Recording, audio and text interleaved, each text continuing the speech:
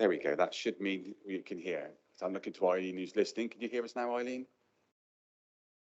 There's sound coming from somewhere.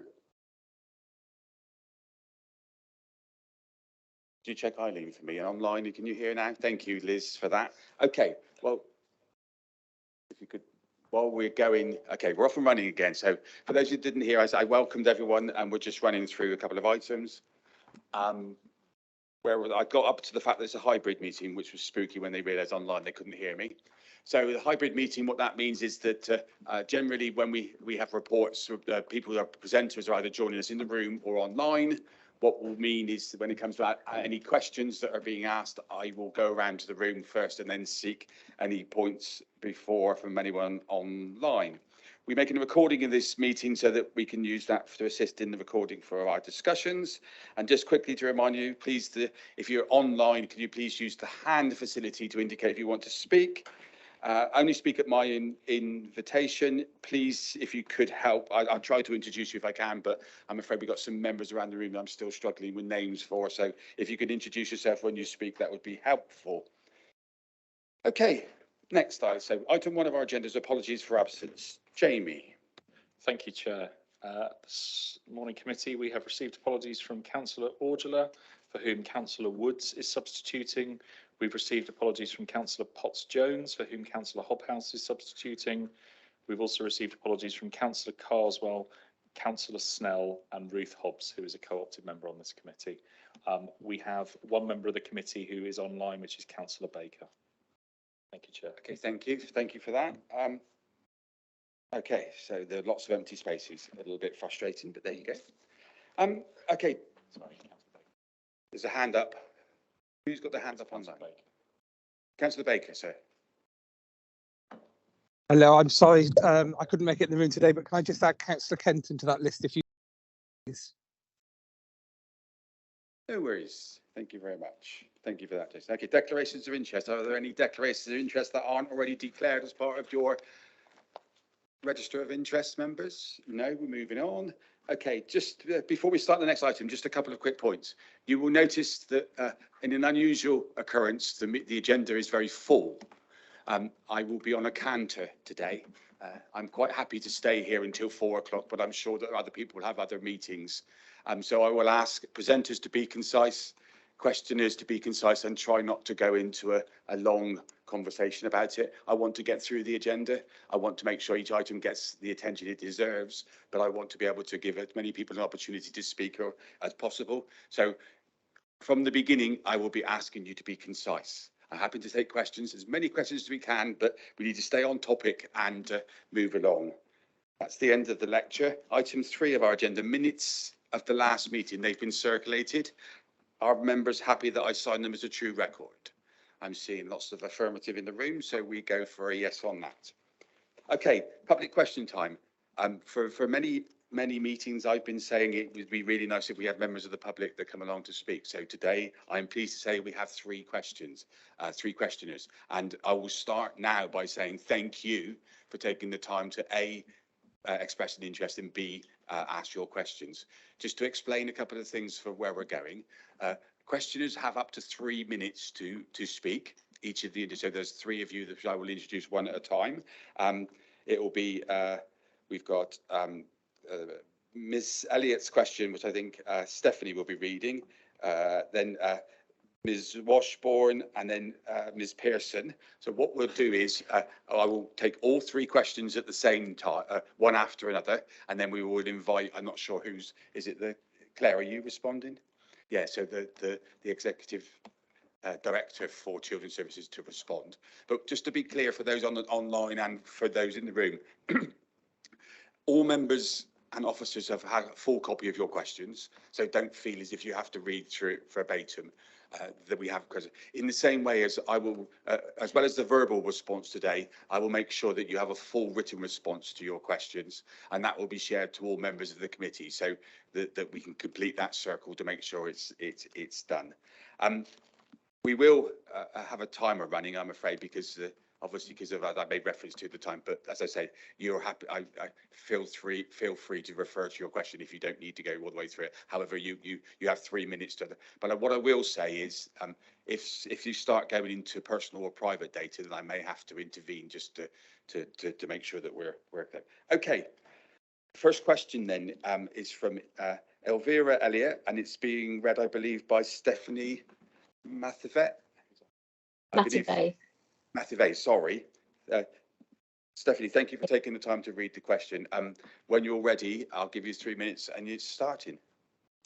I'm bringing some questions on behalf of myself and other members of the group Somerset, SEND and EHCP Support, who have experienced serious delays and lapses in communication from the SEN department, causing serious disruption to our lives and our children's education. The following are just a handful of quotes from other parents dealing with the SEN department, showing the typical lapses in communication and removal of parents from the school consultation process, which leads to children being out of education for years at a time. I gathered these quotes on May the 25th, 23. Quote, it was about 20-something emails plus phone calls from us and the SENCO until we got a response. It took 3 weeks. Caseworker never responded to SENCO. I have a long list of other failings too. Quote, as stonewalling, missed deadlines and broken promises caused my son such anxiety, we've only just been able to tell him what school he goes to in September. The EHCP states that a long and robust transition period must be in place for this, but their failing didn't meet this stipulation. They didn't consult with the school before adding it to EHCP. The list goes on and on. Quote, we have received draft plan in October last year and still don't have a named school or anywhere near a final plan due to being ignored for months at a time. Quote, I sent back our first draft with amendments over a month ago and not heard anything. Never hear from caseworker at all. Final quote, been waiting for our finalised plan, regularly ignored by my caseworker, then have to ring the SEN department to get them to book a call with her. She then rings me back and acts confused why she's been asked to call me. Last I heard, she was finalising the last bit and then found out from another parent she left around Easter time. I made a complaint with lack of communication and escalated to level 2 and was told they'd done nothing wrong. So questions. 1. Were any EHCPs delivered within the 20-week deadline in 22-23? 2. How many complaints were upheld against the local authority regarding the SEN department in 22-23, both internally by the Ombudsman or by other professional governing bodies such as HCPC or CQC? Finally, 3. How many children in Somerset will not be attending school in September 23 because no placement has been named in time or because parents have had to appeal an unsuitable name placement? Thank you. Thank you. Perfect. Well done. That's question 1. Question 2, Ms. Washbourne. There's a little microphone in front of you. If you pressed one of the buttons, the red light should come on. Yes, please. What it does, the right hand. Okay. It allows people online to be able to hear as well. That's why I used the microphone. My name's Savina Washbourne. This is my daughter. We wanted to come and put names to places, and where we live in deepest, darkest Somerset, the internet is not good. You'll be glad to hear I'm not going to keep you too well beyond 4 o'clock if I read out all my questions. You have them there. I think from the previous person that it's quite clear there are some significant problems, and I'm very happy to work with anybody to iron them out. What we don't want to have is 18-plus-year-olds who are disaffected and you know their health and mental well-being is going to be affected. You need to engage parents before they get to that stage, because as they leave comprehensive school, that dialogue between parents is starting to wane, because of course it's then taken on by the pupils or children or students or young adults, and it just doesn't exist. So thank you for listening today, and thank you for reading my questions. Thank you for that. Thank you for being concise. And the third questioner is Ms. Pearson. If you probably have to move the microphone along a little bit. Sorry.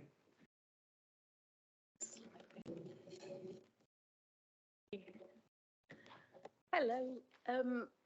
My daughter is also 18, friends with Ella, and we're like many parents with SEND children experiencing very similar things and have done since day dot really. And I feel that by coming to something like this, it's the only way we can really make or get questions answered and find good solutions really for it to work. I just wanted to highlight the second question of mine that where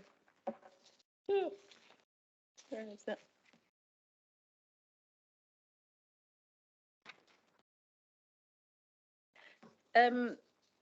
About the active opportunity for access to activities through the community inclusion and activity team.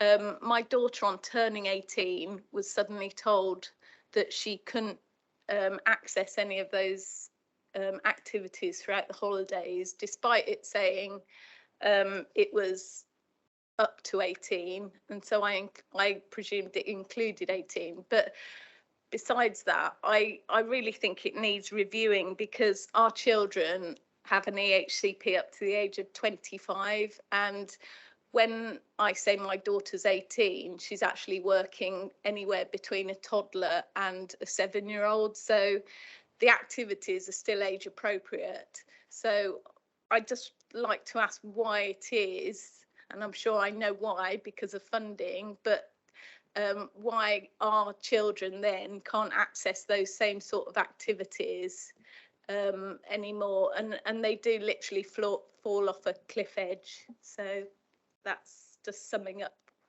my question. Thank you. Thank For you. that. If you want to knock the microphone off, that'd be pretty good. Thank you. So members, just to remind everyone, so we'll get the response that we won't be having any debate to the questions. However, if anyone wanted to raise things, then perhaps at some point during the meeting that opportunity would arise. But I'll go to Claire Winter for a response. So thank you to all three of you for your questions. They're very insightful and useful questions for us to be able to answer, so thank you for them. I've got responses to some of these questions in front of me. I'll provide you all with written responses, and some of them I don't have verbal responses because we need to collate the information, and we'll come back to you in writing. So in terms of the first questions from Elvira Elliott that somebody presented for her, in terms of the number of EHCPs that were delivered within the 20-week deadline in 22-23, there are different timescales. So I'll give you the information across different timescales so that you understand. So internally, we've calculated it from the 1st of July 22 to the 1st of July 23. So the proportion of plans that were issued within 20 weeks was a rate of 64%. In the previous academic years, so in 21-22, that was 68%. And for the current academic year, it's 62%, but we obviously haven't yet got to the end of the academic year, so it's roughly equivalent to where it was last year, probably. When you look at that compared to the national data, so there's national data from the Department for Education, that is lagged by a year, so it only provides information to the end of the 2022 year. That's a different year to the years I've just described. So that's from April 21 to the end of March 22.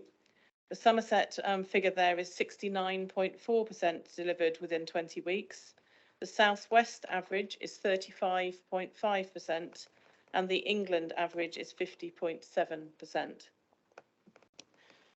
In terms of the second question about how many complaints were upheld against the local authority, we're pulling that information together, and I don't have that detail with me today, but as I've said, I will provide that to you in writing.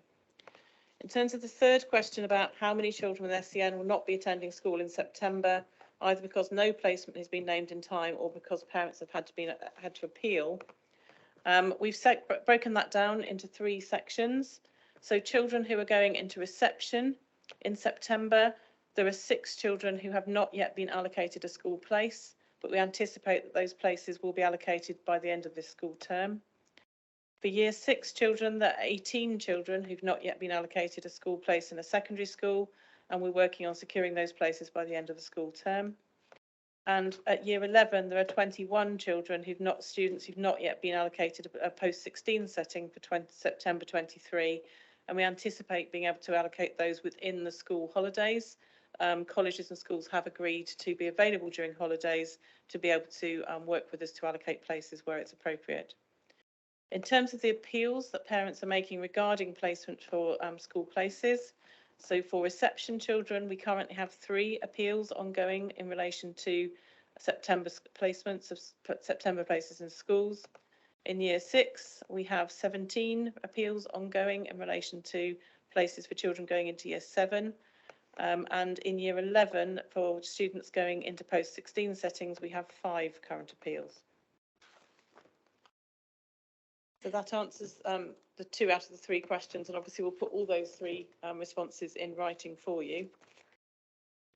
In terms of the other questions, so the questions requested by Ms Washbourne, all these questions I'm afraid will be in writing because we haven't had time yet to put those together. But as I spoke to Ms Washbourne briefly before the meeting, in terms of the opportunities for children and teenagers to meet and integrate into their communities, I would be really keen to work with Mrs Washbourne and Ms Pearson and other parents to, with my team, to be able to understand what opportunities you think your young people require and the needs they have in particular areas of the county and particular activities, so that we can try to adapt and meet the needs that you have. Clearly, we do not have additional funding, so we'd be looking at reconfiguring services and support to be able to do that. But I do recognise that's a significant need for young people and something that we would want to support to be able to make sure these young people have what they need.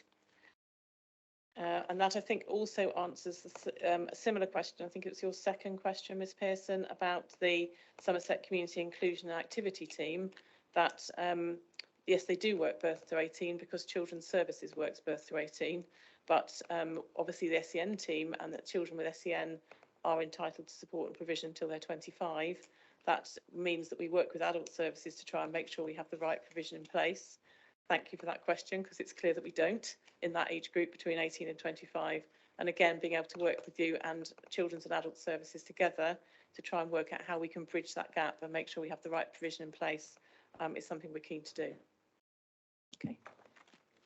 Thank you, Claire, for that response. And also, just from the chair, just to give you, so we're going to talk about our future work programme in a minute, but already items that we were looking to look at are the EHCP process, sufficiency of special schools, and one of my hot topics, which I like, is transitions. And transitions is a very important important element. And I think for those of you, I was determined to get it in. For those of you that watched the Joe Sway documentary last night, would have seen that transitions was one of the points that was made there. If you haven't seen it, I would highly recommend it to anyone involved or working for the council, whether it be members or officers. It shows what some of the in a very interesting and troubling way what being a corporate parent is. And that's what we are. So I would highly recommend watching that. But just so that you're aware, those are some of the points that we're already aware of, and we will hopefully try to address in the coming months when we're looking at it. But thank you very much for your time, questioners. You're welcome to stay if you want to, otherwise. But I'm afraid we need those seats if you want to move to one side for people that are presenting to us. Otherwise, we'll get you a written response and make sure that's there. But thank you very much for taking your time to come along. It really is appreciated. Okay, members, item 5 of our agenda, which is the work programme. Jamie, did you want to go first? Okay, so obviously we've talked about our work programme, the items that are there. On the to-do list is growing quite rapidly, and I've already, as the chair of this committee, made representations to the scrutiny manager with reference. A meeting every 2 months is not acceptable. We want to get some more meetings in because for the items that we need to cover, and also we'll start prioritising some of the items on our agenda. Do you want to make reference to the August thing, Jamie? In the meantime, as I say, so just an update on that. We're also, the chairs of the scrutiny committees have met and had conversations about some joint meetings, which you'll see we make reference to on our agenda.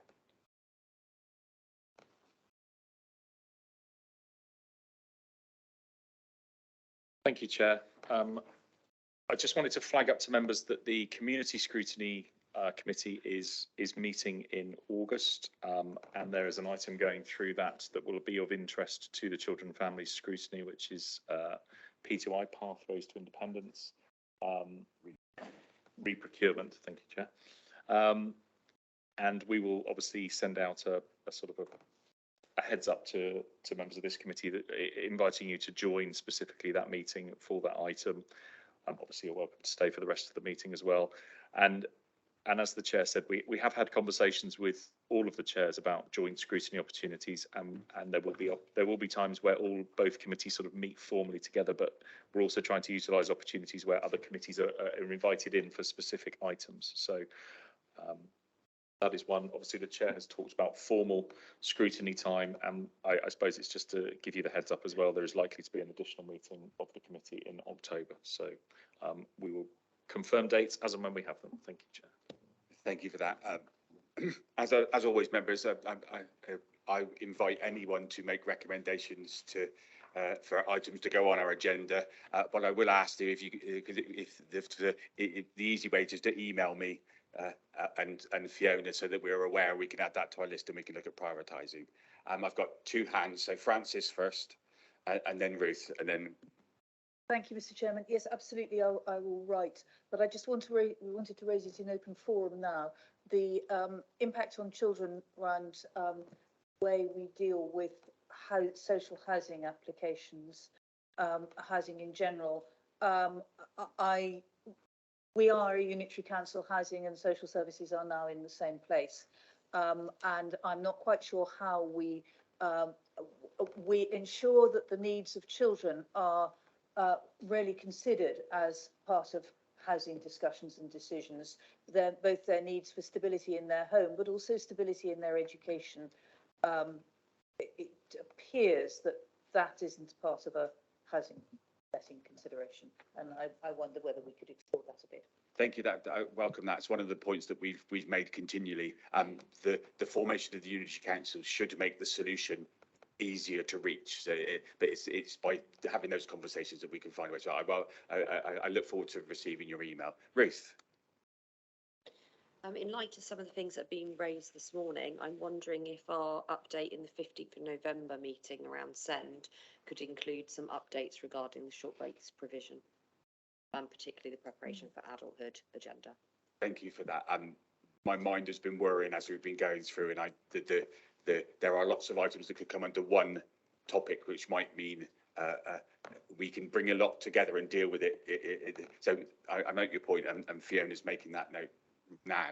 I think a future meeting might be dedicated to special education needs and disabilities, and all the bits around that, I think would be, which includes the HCPs, placements and all the transitions and stuff like that. Eileen.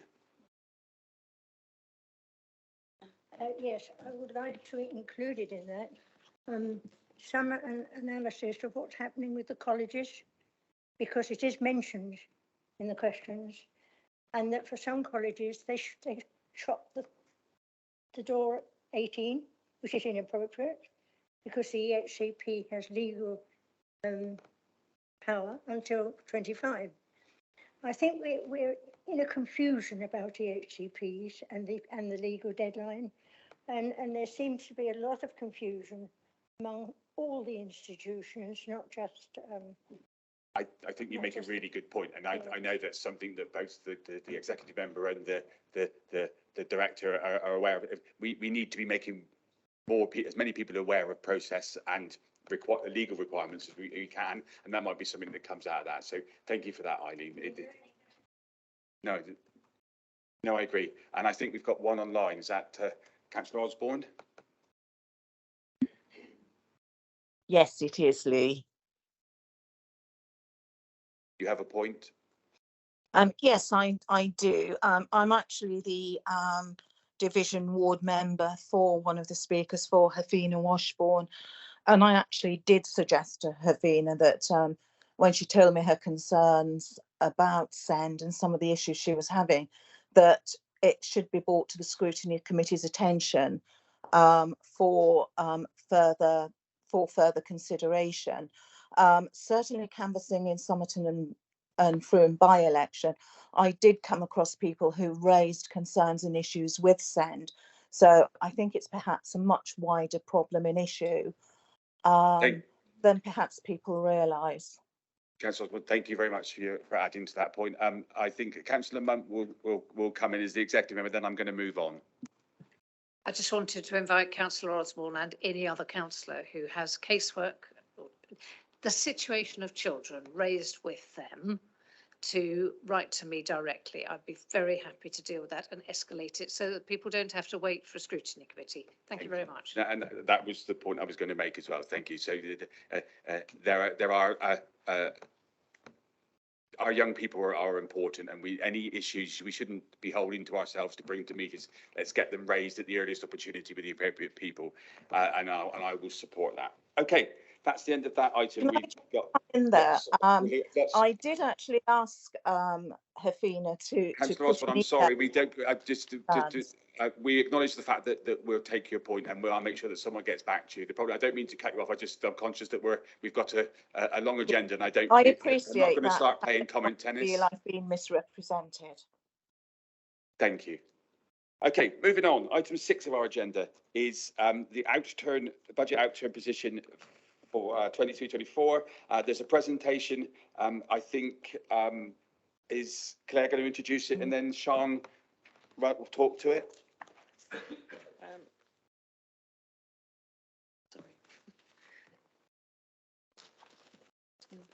Sorry.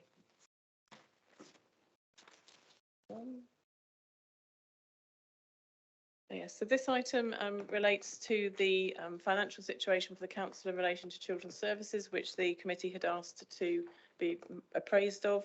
So Jane Shelbourne-Barrow, who's the Service Director for Children and Families, and Sharon Kenny, who is the Business Partner for Finance for Children's Services, are going to make a short presentation to explain this to you, and there will be time for questions after that. Thank you. Sean. Thank you. Thank you for inviting me to talk to you about the 22-23 outturn and 23-24 emerging issues.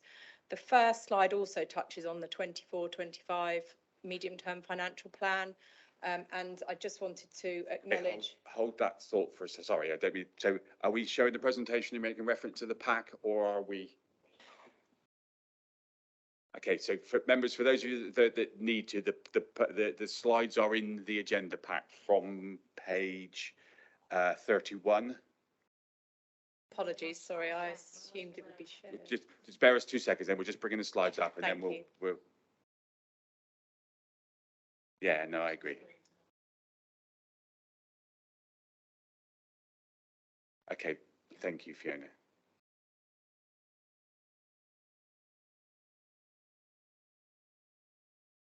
Councillor Baker, it'd probably be easier if you turn your camera off if you're able to. Thank you. Okay.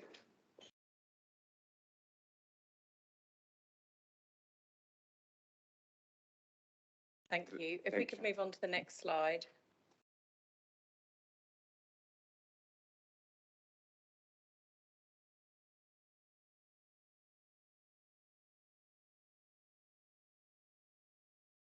Okay. Thank you. So this first slide talks about the 3 years, last year, this current financial year, and future medium-term financial plan from 24 to 25 and beyond. I just wanted to acknowledge at this committee that the medium-term financial strategy went to executive on Monday for 24-25. It's a strategy for setting a balanced and sustainable budget. And the forecast on this slide was based on an estimate back in and this is likely to be higher due to inflation. And the executive considered the financial strategy and approved the recommendations on Monday. So today I'm going to focus on 22-23, which is last financial year, and 23-24 this financial year. We could go on to the next slide, please. There are 2 elements to funding for children's services. A bulk of that funding comes from the local authority general fund, and this first section will focus on that funding, and then we will move on to dedicated schools grant funding and school balances. So the 22-23 outturn for the general fund children's services was £21.4 million overspend. You can see on the table on the right that I've highlighted 5 areas which are the main reasons for the 21.4 million overspend. The budget for 22-23 was 106.4 million, and the overspend is as a result of high cost children and young people with considerable complex needs in unregistered care at various points during the year, and unanticipated pressures in semi-independent placements for 16-17. That's the external placements overspend of 15.2 million. And a couple of other areas around support at home and children looked after. Mainly the overspend in these areas were around support packages to families at home and additional costs as a result of court delays that we weren't anticipating when we originally set the budget. There are also, with children looked after, additional costs around transport, where we have an increased reliance on external transport providers because of the reduction in volunteer drivers following COVID, and increased transport provider costs and complexity of children requiring specialist assistance to accompany them on their routes. And finally, also related to transport, around home to school and send transport, a £3.8 million overspend in relation to contractual inflation and increases in children with EHCPs. Sean, before you move on, just a little, I know I'm a pain, but I will just make reference. When we did the external placements task and finish group, one of the things we tried to do was avoid saying it was because of 15 children. It's not the children that the issue is, the placement that's the issue. I want to try and get away as much as possible from young people being potentially part of that. The unregistered placement, yeah. So when we set the budget for 22-23, we didn't appreciate the complexity of children's needs that were coming through, and we set a budget that could afford one unregistered placement during that financial year, and we had 15 on average of unregistered placements during the year. And my point was the fact that we, in presentations, if we avoid from making reference to young people, thank you. Okay, thank you.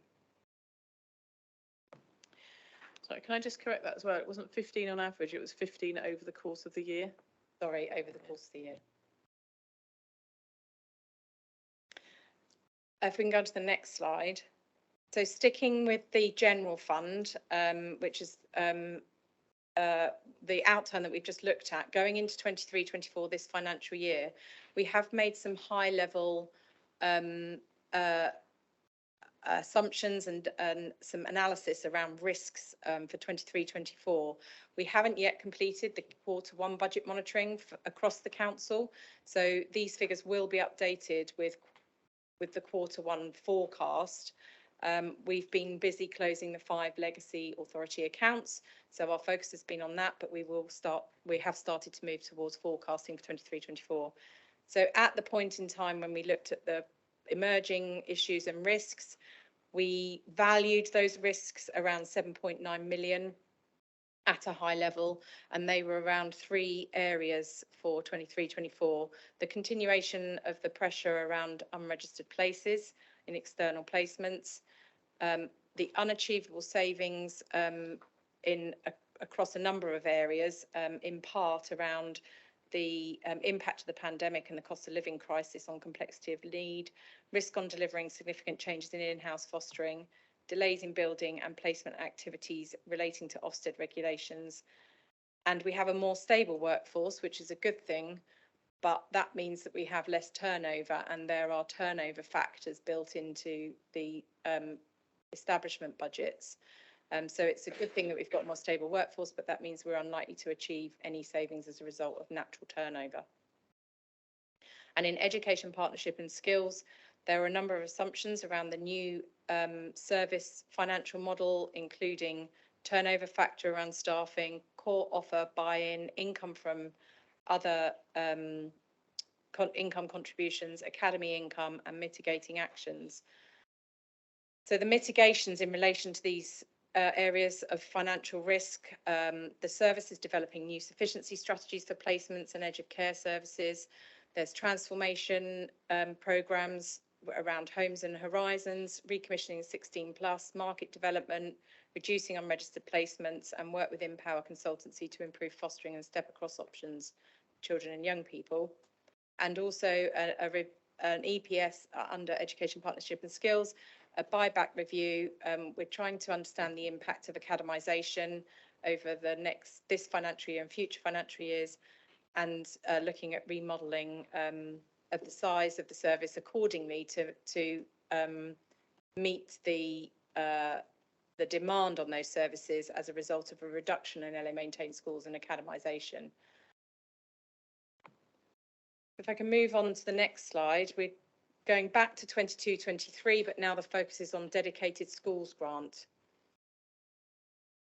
The dedicated schools grant is a significant amount of money that is passported to the local authority from the DFE, and you can see in the middle of that table on the right hand side there's a column that says DSG funding for 22-23, and the total funding for last financial year was £461.4 million. And you can see that the bulk of that goes directly to schools, 351.3 million. That is their individual schools budgets, so that is their funding that's directly passported to individual schools for governors and head teachers to manage. The rest of the funding is managed by the local authority. And if we move to the right of that column, we can see that the outturn for 22-23 was £465.7 million, which led to a £4.3 million deficit. The language is slightly different with general fund and dedicated schools grant, because this dedicated schools grant deficit sits on our balance sheet, but it's separated through a statutory override, and so doesn't hit the local authority's reserves. That statutory override has been extended. It was due to end in March 2023. It's been extended to March 2026.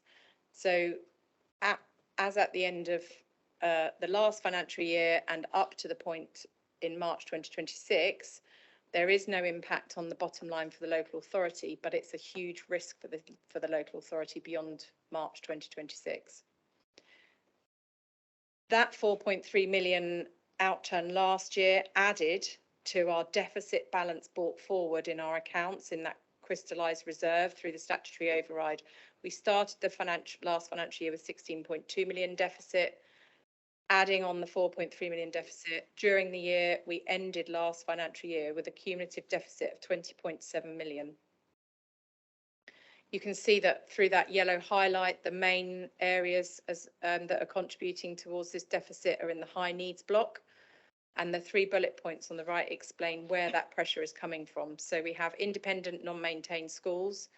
We spent £2.2 million more with them last year than we had planned to, and that's around increase in placements and insufficient maintained specialist provision for pupils with SCMH needs.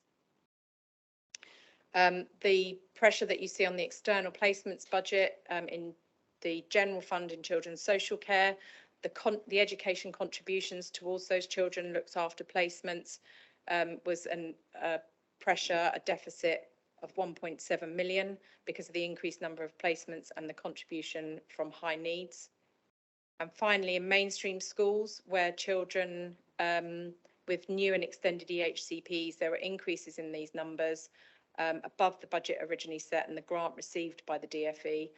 And they relate to costed packages to support those children in mainstream schools, as opposed to moving on to a special school or into independent non-maintained schools. We can move on to the next slide. Again, another area of outturn in relation to schools is the LA maintained schools balances. So we started last financial year on the 31st of March 2022, or the 1st of April 2022, with a surplus of £21 million in our LA maintained schools.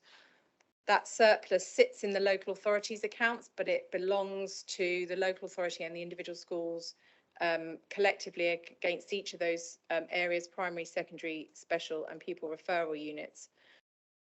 We saw a reduction in those surpluses in 22-23 of 1.3 million. And 9 of the 133 schools as at the end of March in 2023 had cumulative deficits.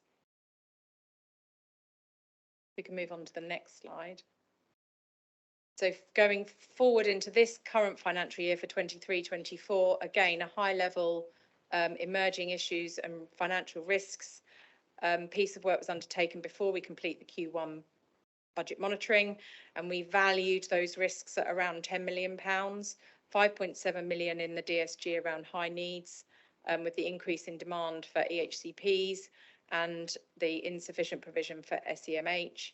And in school deficits, we receive budget plans from all our LA maintained schools, and they are reporting to us that those deficits are likely to increase.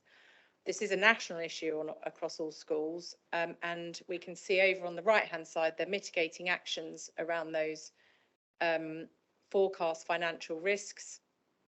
There's an inclusion transformation programme refresh, and this is incorporating all the opportunities and mitigations that have been identified through the work Rob Hart and his team have been doing with Empower and the DBV programme, which is delivering better value for SEND.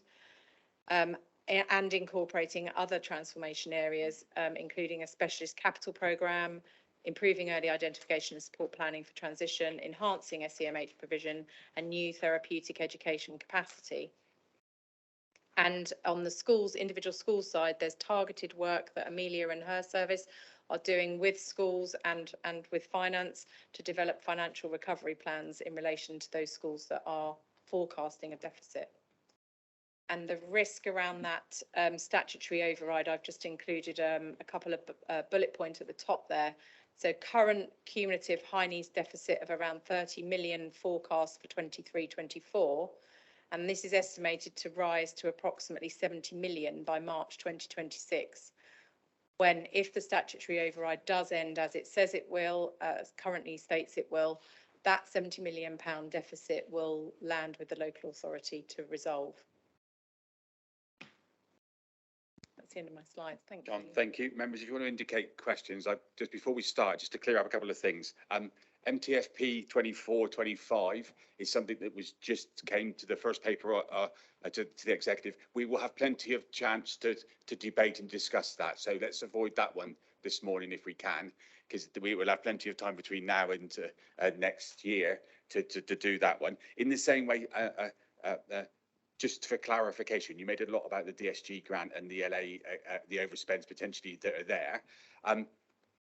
But I suppose the question would be, what influence do we have over those overspends as a council? And secondly, one would assume that this is a risk, that is a risk that you will be taking to full council, to the executive, or through to full council through the executive to identify that point.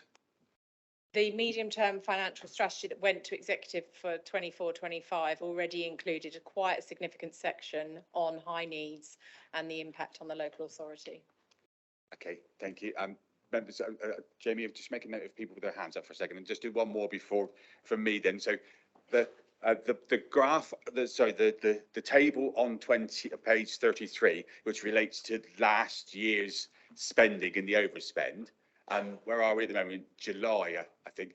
Where are we with this year? So, because the paper, the budget outturn position and 23-24 emerging issues that you've highlighted. So, are you saying that the issues we had last year, they've been the same that we've got this year? And my question is, where is that table for now, please? So the table, the equivalent table for 23-24 will be presented as part of the Q1 budget monitoring report, which is at the end of June, and the team and the service are all working on that financial position currently. We normally take 2 to 3 weeks to pull that report together. So we will be producing the Q1 budget monitoring report for the executive. I think because of the summer break, it won't go to the executive until later September. I can find out the exact date. I appreciate you, and this is I'm saying it now to save some of my colleagues saying it in a minute.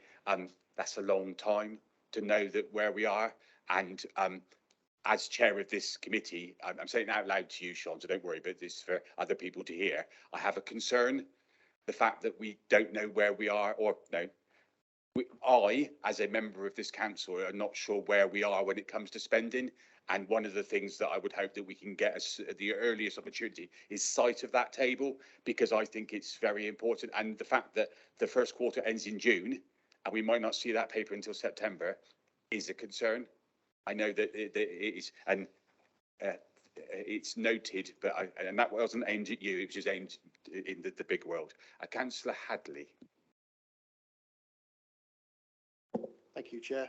Yeah, it's just a bit of clarification just for my own peace of mind, really. The DSG grant and the override, who actually funds that at the moment? Because obviously it's a lot of money overridden already. So does that come direct from central government? It's not coming from local authority money. And when they say they're going to extend it to 2026, after that, I think you've intimated that we could end up with a bill at the very end of it all. So it's just a little bit worrying that they're letting it override and they're funding it, and then they're just going to slap us with a massive bill at the end. Am I right? That's the way I'm seeing it. Yeah. Yes. So yeah, the DfE at the moment are sitting on the deficits nationally, because it's not just a Somerset issue; it's a national issue. And from a cash perspective, it's sitting in our accounts, but the cumulative deficit is being offset by the surpluses that are held on behalf of the individual schools. So we don't have a cash issue at the moment, but we will have an issue at the end of 25, 26, if the DfE and DLUC agree not to extend or end the statutory override as it currently stands. Okay, thank you. Bear me 2 seconds. Emilia, were you looking to come in then? Is that for this one? I think it was just to reinforce the point. This is a national issue. I joined the F40, which is the lowest funded local authority group at the LGA yesterday. I think their latest calculation is that sum in the deficit nationally is now £2.6 billion. And in order to fund properly the SEND system, their calculation is it would cost an additional 4.6 billion nationally every single year. So that's not, we are not complacent. We are looking for every way that we can to manage things locally. But if that statutory override was removed, which is why it hasn't been to date, the vast majority of local authorities would declare their section, is it 114, the next day, because it would essentially destroy local government overnight. That's why the statutory override has been retained. But this is a national issue. That doesn't mean we're complacent, but we do need to be mindful that this is a very, very big debate. And thank you for acknowledging it, because it's one of the reasons why this paper is so important. Previously, the education budget was something that wasn't as visible as it is now, and the fact that we're more transparent about it is the fact. And identifying that, I know that's an important point to be made. Andy, if you want to come back, if it's quick, please. Yeah, just a very quick comeback. I mean, something you just said there, that the deficit's actually being covered by the underspends in the local schools budget. Well, from a cash perspective, they're kept separately from an accounting perspective. Yeah, I understand that, but if all of a sudden something catastrophic happened and all the schools had to fall on their reserves, what would the council do then? I think it's a good question. Did you want to just quickly come on that one? So we're very mindful of that issue as well. We had been projecting a significant drop in that local authority maintained school combined surplus this year. That didn't transpire. As Sean indicated, we are actively working with schools to look at the projected in-year deficits. That has been slowed slightly because the schools that have come to our new working parties so far, a majority of them have already got back to deficit by the time we've come to look at them. So we're going back to all schools, and schools have been doing all manner of effective things to bring themselves back into balance at pace. But obviously we're keeping a vice-like grip on that, and that is coming across the school system as well. So that's not just the local authority, but we're joined by other school leaders who've been very enthusiastic and generous with their time to help us with that. And just for clarity, Andy, just to help you and members around the room, that's some of the reason why we were so keen. Amelia's suggestion for the education subcommittee, or the education committee that's going to sit off of this committee, because there are a number of points that they need to be looking at as well for us. So that was just for clarity for there. Thank you. I've got Ruth and then Henry. So Ruth, do you want to come in, please? Thanks, Chair. I've got lots of questions, but I'll keep it to 2. So on slide 3, you have got in there about the fact there's a 3.8 million overspend in home to school transport and SEND transport. However, I don't see any mitigations anywhere in the presentation regarding that at all. I'm hoping there are some. And my second question is on slide 6, the 2022-23 out term. You talk about the deficit, particularly around Wadham and the 1.5 million.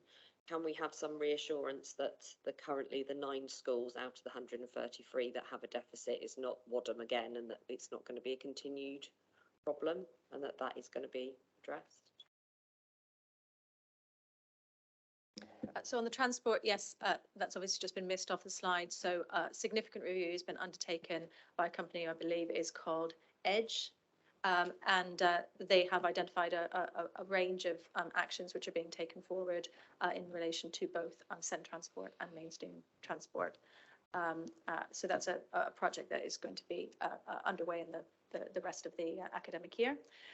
In relation to Wadham, we have obviously been in discussion with Wadham. The current arrangement is that is sitting, it is still attached to the school, but they are operating from a zero base for operational purposes, so that it doesn't act on a drag on their ability to manage.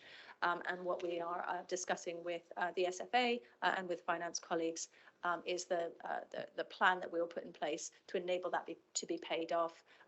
That's still in negotiation, but I'm very happy to come back when we have that fully agreed. Thank you. Councillor Hophouse. I'm only here for today, not a regular member of this committee, so you'll have to excuse me. My question, which is following on from Andy's, is not very well informed.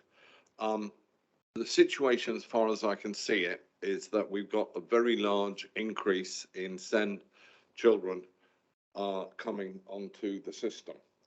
And we are expecting schools that don't have the facilities to deal with these children to be dealing with them, which has got to raise both the LA maintained school deficit and is going to be causing transport problems, because they, unless the parents drive them, even if they're local, they can't go themselves. Could somebody explain to me why we've got this very large increase? And could somebody explain to me why we don't have the facilities in Somerset to deal with the SEND children directly? Councillor Munt. Thank you for your question, Henry. That's brilliant.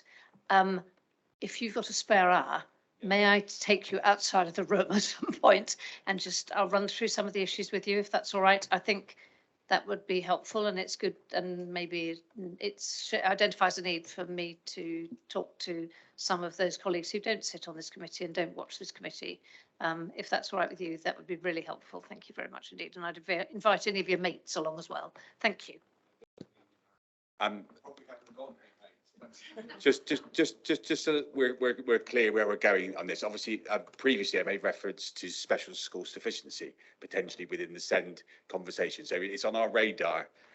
So I can guarantee that, and obviously any conversation. What I will ask Councillor Munn, if you could share some detail with the committee, that would be helpful going forward. Ms. Winter wanted to come in, so bear with me 2 seconds. May I just add one thing? I'm sorry, what I should have said also, and probably it might be more helpful than you could believe. The Department for Education is building a specialist school for young people in Ash. It will have 120 places, but actually at the moment it's pretty much 2 years delayed. It was meant to open in September last year. It's planned that it should open in September 2024. That causes us great sufficiency problems, but we don't have much power to do anything about that because it's the DFE. And the Department for Education is also planning to build a school with 64 places in Wells. But at the moment, I believe that the opening date for that is 2027, which is pretty unhelpful for anybody who's identified their needs now, because they've probably gone a significant way through their school career before that school will be open to meet those needs. We're attempting to answer the question we were going to take outside the room. Indeed, I'm not going to go into the other stuff at all, but it is a sufficiency. We can't help And situation. that's why I wanted to, I recognised, I knew what the answer was going to be, and I was going to say if you could share that information because it's an important point. Claire. Sorry, just two things. So just following on from what Tessa said, the financial impact of not having those schools in place is that children who need those special school places are having to go to independent non-maintained schools, which cost probably twice, if not slightly more, than they would do at these free schools. That puts a burden on the local authority high needs block of £1.3 million a term.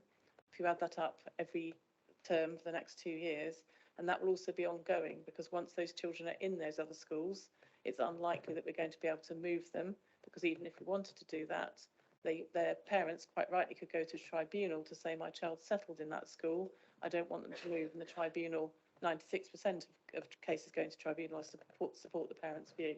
So if you think about that in terms of children going at quite a young age to these independent non-maintained schools, that nearly £4 million a year is a burden that continues for probably the next 10, 15 years. The other point is just a plug for there are going to be some sessions in the autumn, likely to be in September, for all members in relation to different aspects of various budgets. There will be a session, quite a long session, on the dedicated schools grant to help councillors understand the intricacies of the dedicated schools grant, how it's spent and how we can allocate it. So I would encourage you to attend that. I'm just conscious that we're having a conversation and potentially a debate about something we were going to take outside and bring back in. And the reason I was going to take it outside and bring it back in because we're already overrunning on time. A very quick follow-up. The new schools that are being built by the DFE, are they going to be treated as Somerset schools, or are we going to have to pay fees to get in and out of them? Okay, I acknowledge the question. We're starting to go off piste at the moment, and I don't. So forgive me, Councillor Hobart. I'll make sure that you get a written response to that, and then it will be shared with the committee and understanding. Where is it, Francis? Was it on this point or? The question. I appreciate that schools come in all shapes and sizes, and teachers and staff and managers come in all shapes and sizes. It is their business to meet the needs of children who need. All of them have right to education. All of our children are citizens of this place. Schools are not there to deal with children with SEND. And thank you, point noted. Okay, I'm going to bring in Councillor Hunt for his comment or question, and then I'm going to be looking to move on. Thank you. Be very brief, Mr. Chairman. Actually, Councillor Hadley asked the questions that I had lined up to ask, so thank you for that. That's great. It's more of an observation more than anything else, but the big thing for me here was this is on page 34 of our pack, where we're saying that the unachievable savings that we talked about earlier on, where the highlight for me, we now have a more stable workforce, which I think is absolutely fabulous news. And then it becomes a problem because this actually impacts on staff turnover savings, which just the whole system seems bonkers to me. It may be just me on this, but suddenly what is a good news becomes bad news because clearly we can't save any money on that. And I think we should be heralding that and trying to save money if we can somewhere elsewhere in the council, perhaps. Thank you, Mr. Chairman. It's a good point. Did you, Sean? I think when we set the budget for 23-24, historically there's been an unstable workforce, and so the assumptions are that that will continue because we couldn't see anything in the future that was going to change that. Clearly the service has done an amazing job at recruiting and retaining individuals, which has meant that we haven't been able to, or we do have that stable workforce, but the level of underspend that we have seen in the previous years is not likely to occur in 23-24. So yeah, it's when you set the budget, it's a bit of a crystal ball for, kind of, you're using historic stuff, you're using intelligence in the service operationally, and that wasn't something that we were necessarily anticipating, but it's a good news thing. And I think it's an ideal time to recognise that the fact that it is a positive in all of this. There is some positives there. However, it's our job to identify the potential issues or concerns. So you're right to mention that, and I know that Claire Winter next to me was smiling, thinking to herself that was a positive that came out of it. So thank you for that, Councillor Hunt. So in summary, members, obviously I've expressed my concern that the fact that we've got an out-term budget, we don't know what we're spending at the moment of where we are. There's issues about sufficient special school sufficiencies, which hopefully we're going to be bringing forward and trying to address and identify, which will help us with the budgets. And the sooner we get the current spending, the better, would be more helpful for members. Sean, just. Sorry, if I could just add to, in terms of this financial year, we do actually hold a lot of information around EHCPs and external placements outside of a financial system on spreadsheets. And so our estimate around those financial issues are based on placements and individuals. So although we haven't got the rest of the budget monitoring, because these are areas where we do keep a close eye on the financial forecasts, these are kind of real in terms of forecasting. Sean, I'm not disputing the fact that the bit that's relevant to us as a backbench opposition member, I don't see those things, and we would be needing to, after the where we were last year, chasing ourselves. We would it would have been hopeful to have that information earlier. So the sooner we have access as general membership, I accept the fact that there are lots of people watching it. That's no disputing that, but we can't see it. That was the point I was making. Thank you for that. I really do appreciate that. So thank you for your time. That's item 6 done. We're moving on to item 7 now, which is the academisation finance policy and procedure. There are no decisions to be made in relation to this. So Amelia is going to outline it, and then we'll see where we are.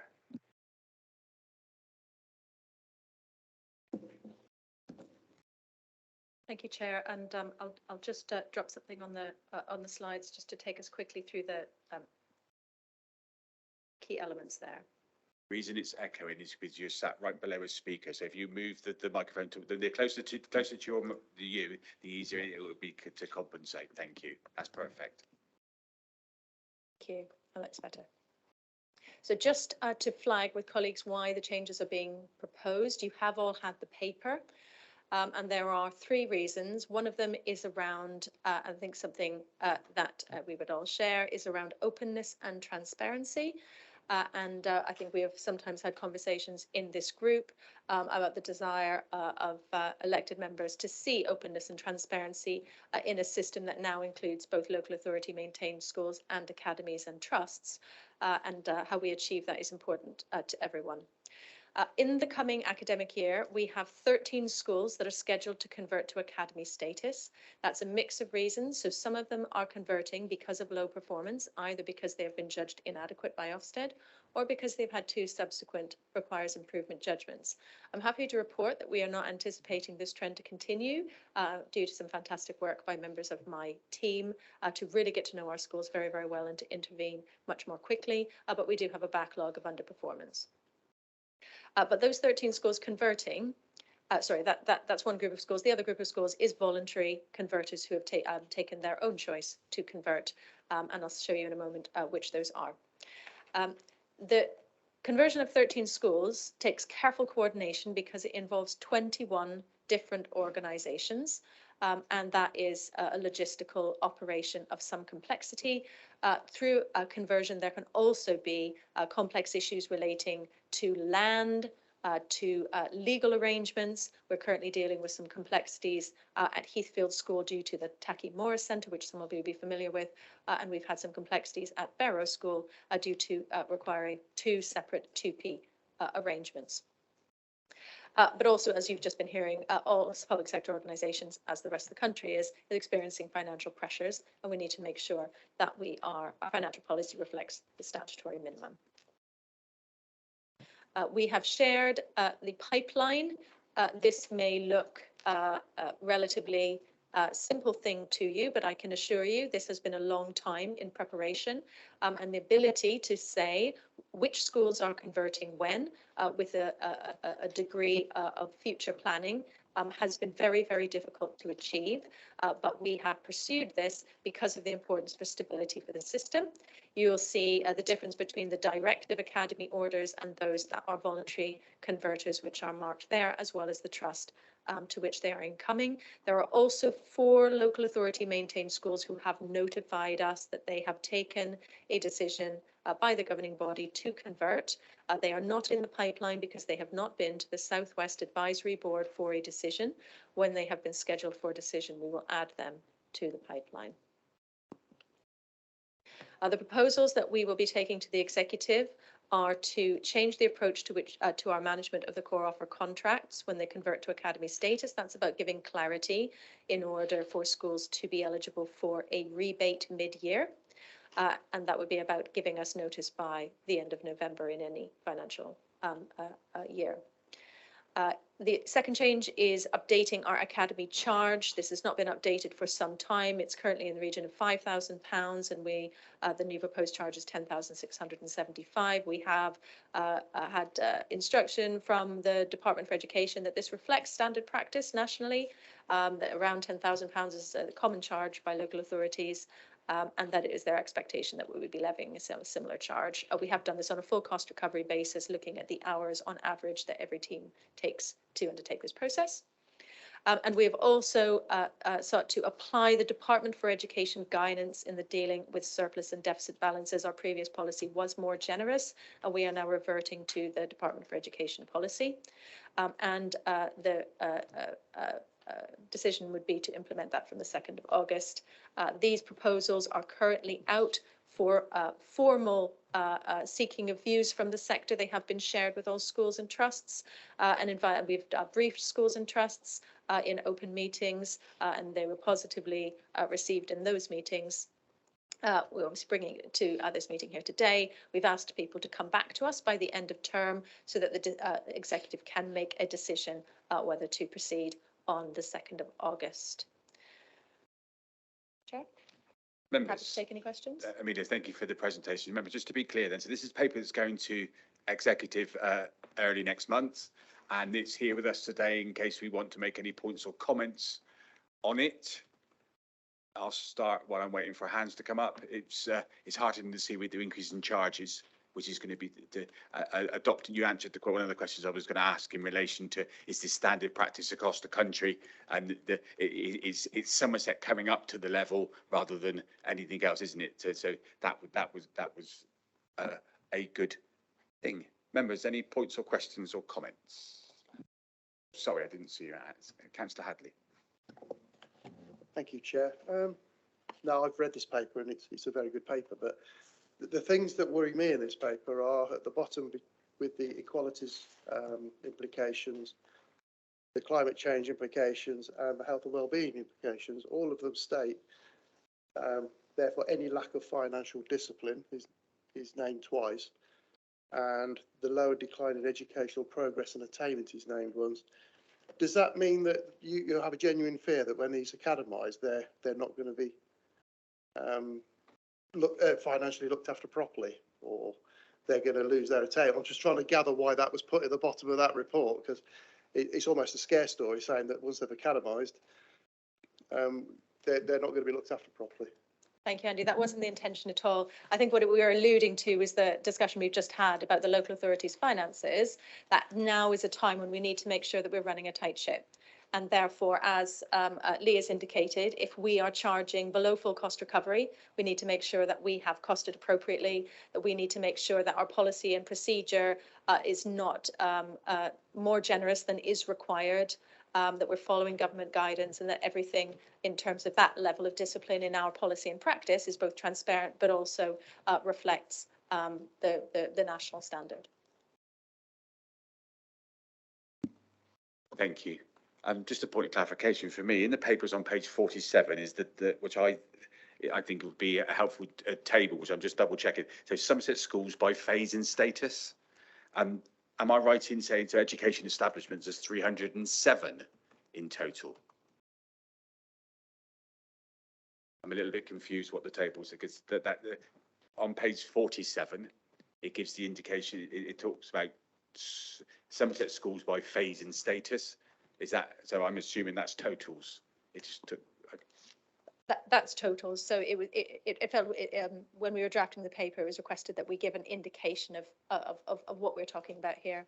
in terms of the types of schools that we have. So that's totals, yeah. So it's 307 education establishments, that's across the board. Then there are, but I'm trying to figure out, if you look at the subtotal a bit further up, where it talks about state-funded schools, it says that there are, I'm reading this as total number, 265. And then, but 132 of those are academies.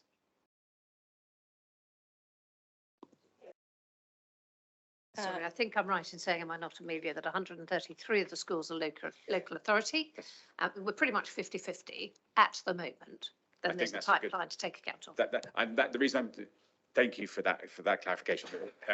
Because I think that's an important point to make. Very often as a committee and as we've been unsure about the numbers and where we are.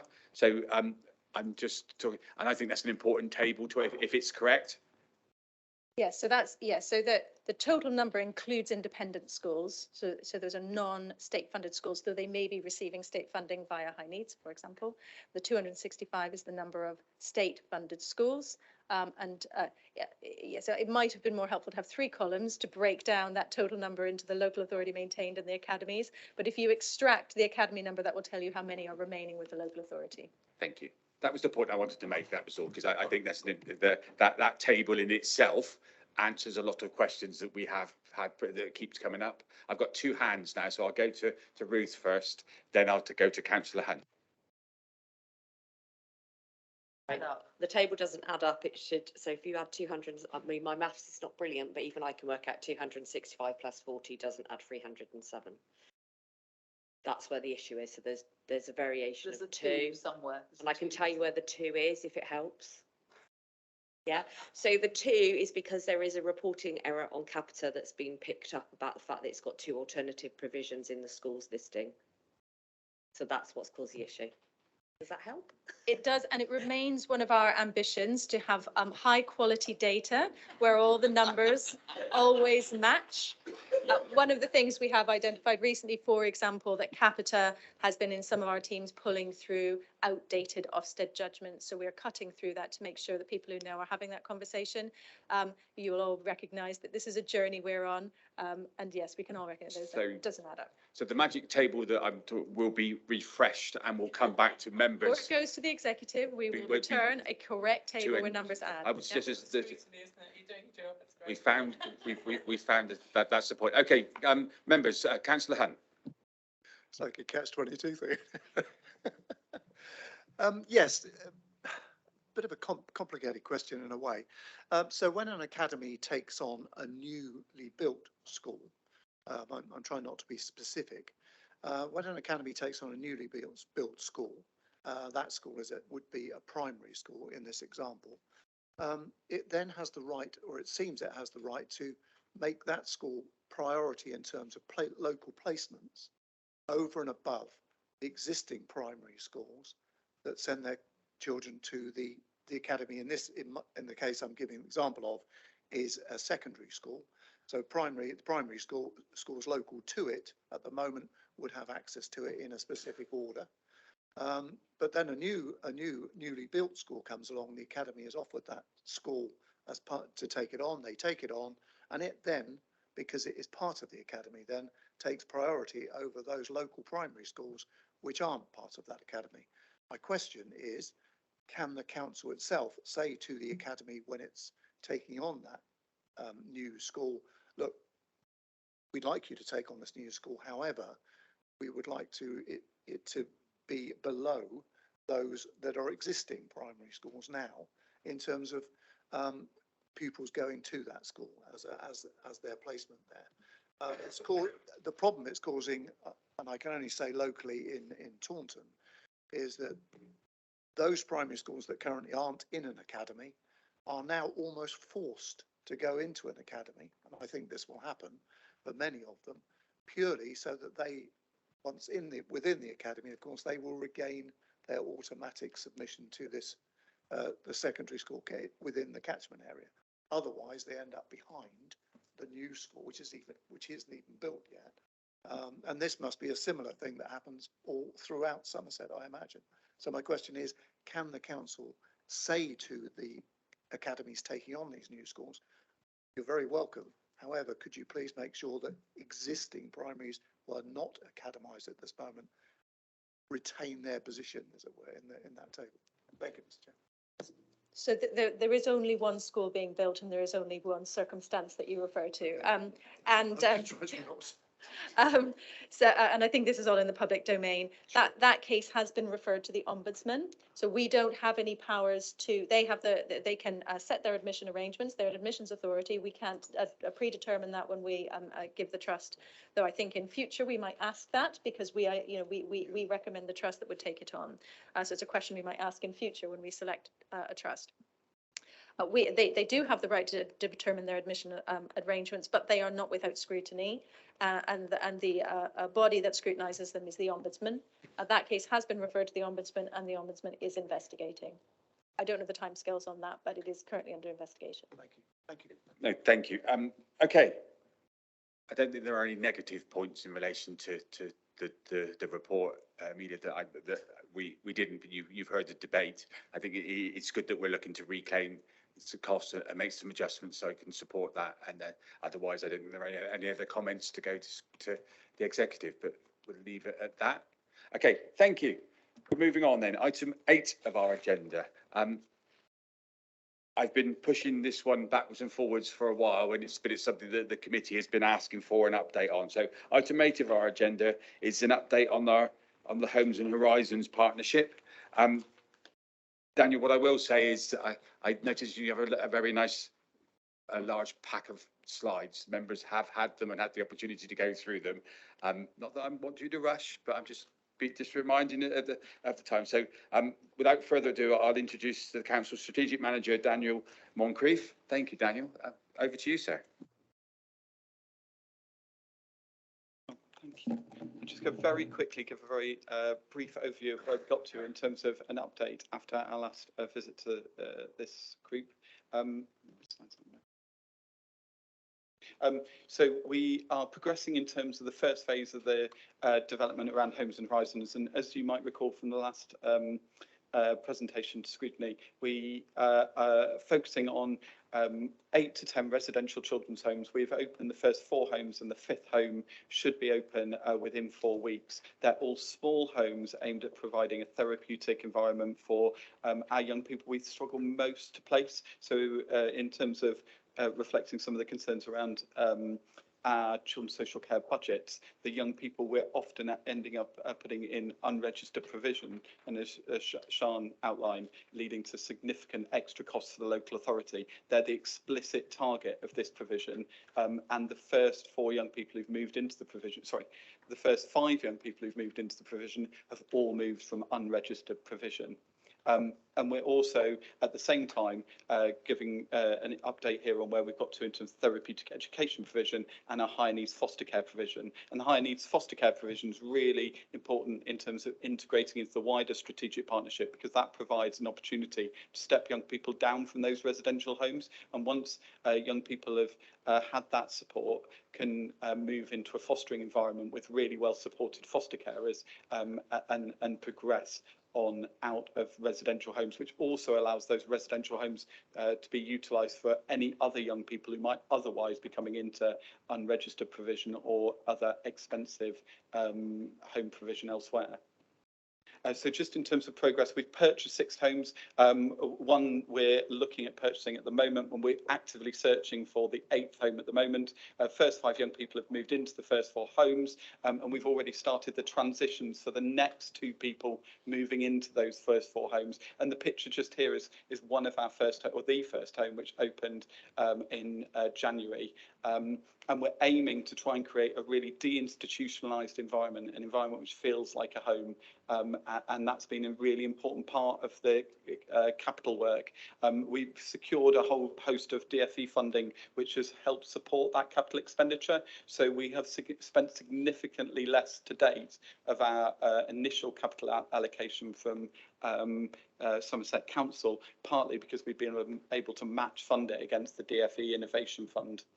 We've recruited now, I've just updated these figures, 67 staff, and 55 of those have already gone for a 3-week induction course and are working on site with our young people. And we're now actively recruiting for our next initial training course. We run one every month, and the next one starts in 2 weeks. And we've also got all of the young people currently aren't going to a formal education setting, but are being supported in terms of some level of education provision at the home environment, and they have all increased the amount of education activity that they've been engaging with since they've moved into our homes.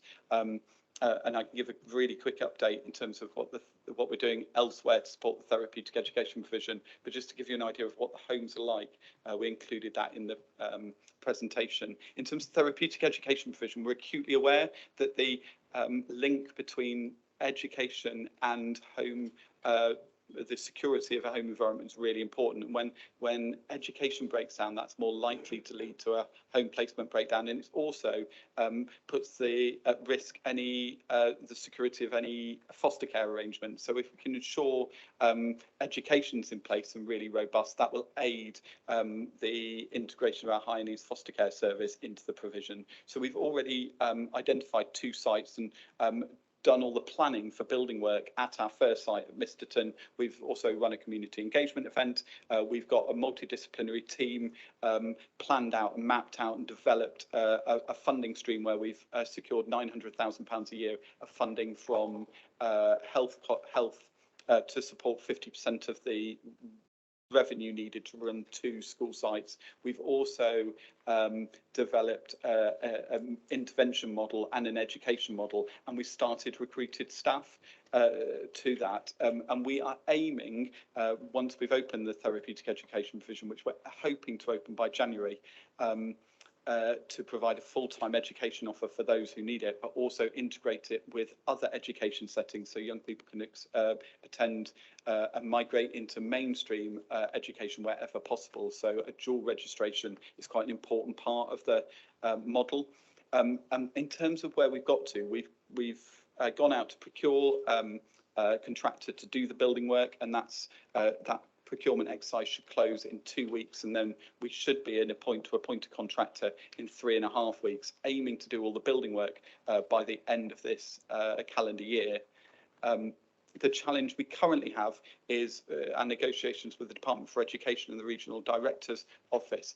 And we've aimed, once we'd gone through the process of appointing a strategic partner, and identifying how we wanted to structure the strategic partnership, we identified that the best mechanism to provide therapeutic education provision was within an academy school and going through the free school presumptive process.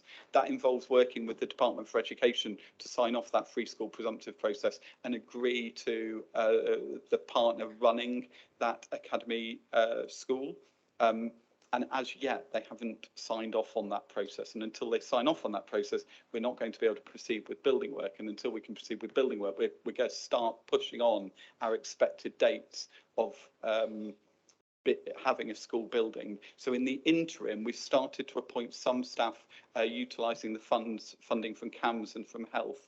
And in addition to that, providing some education staff who could support from September, providing an interim education package until the school is fully up and running.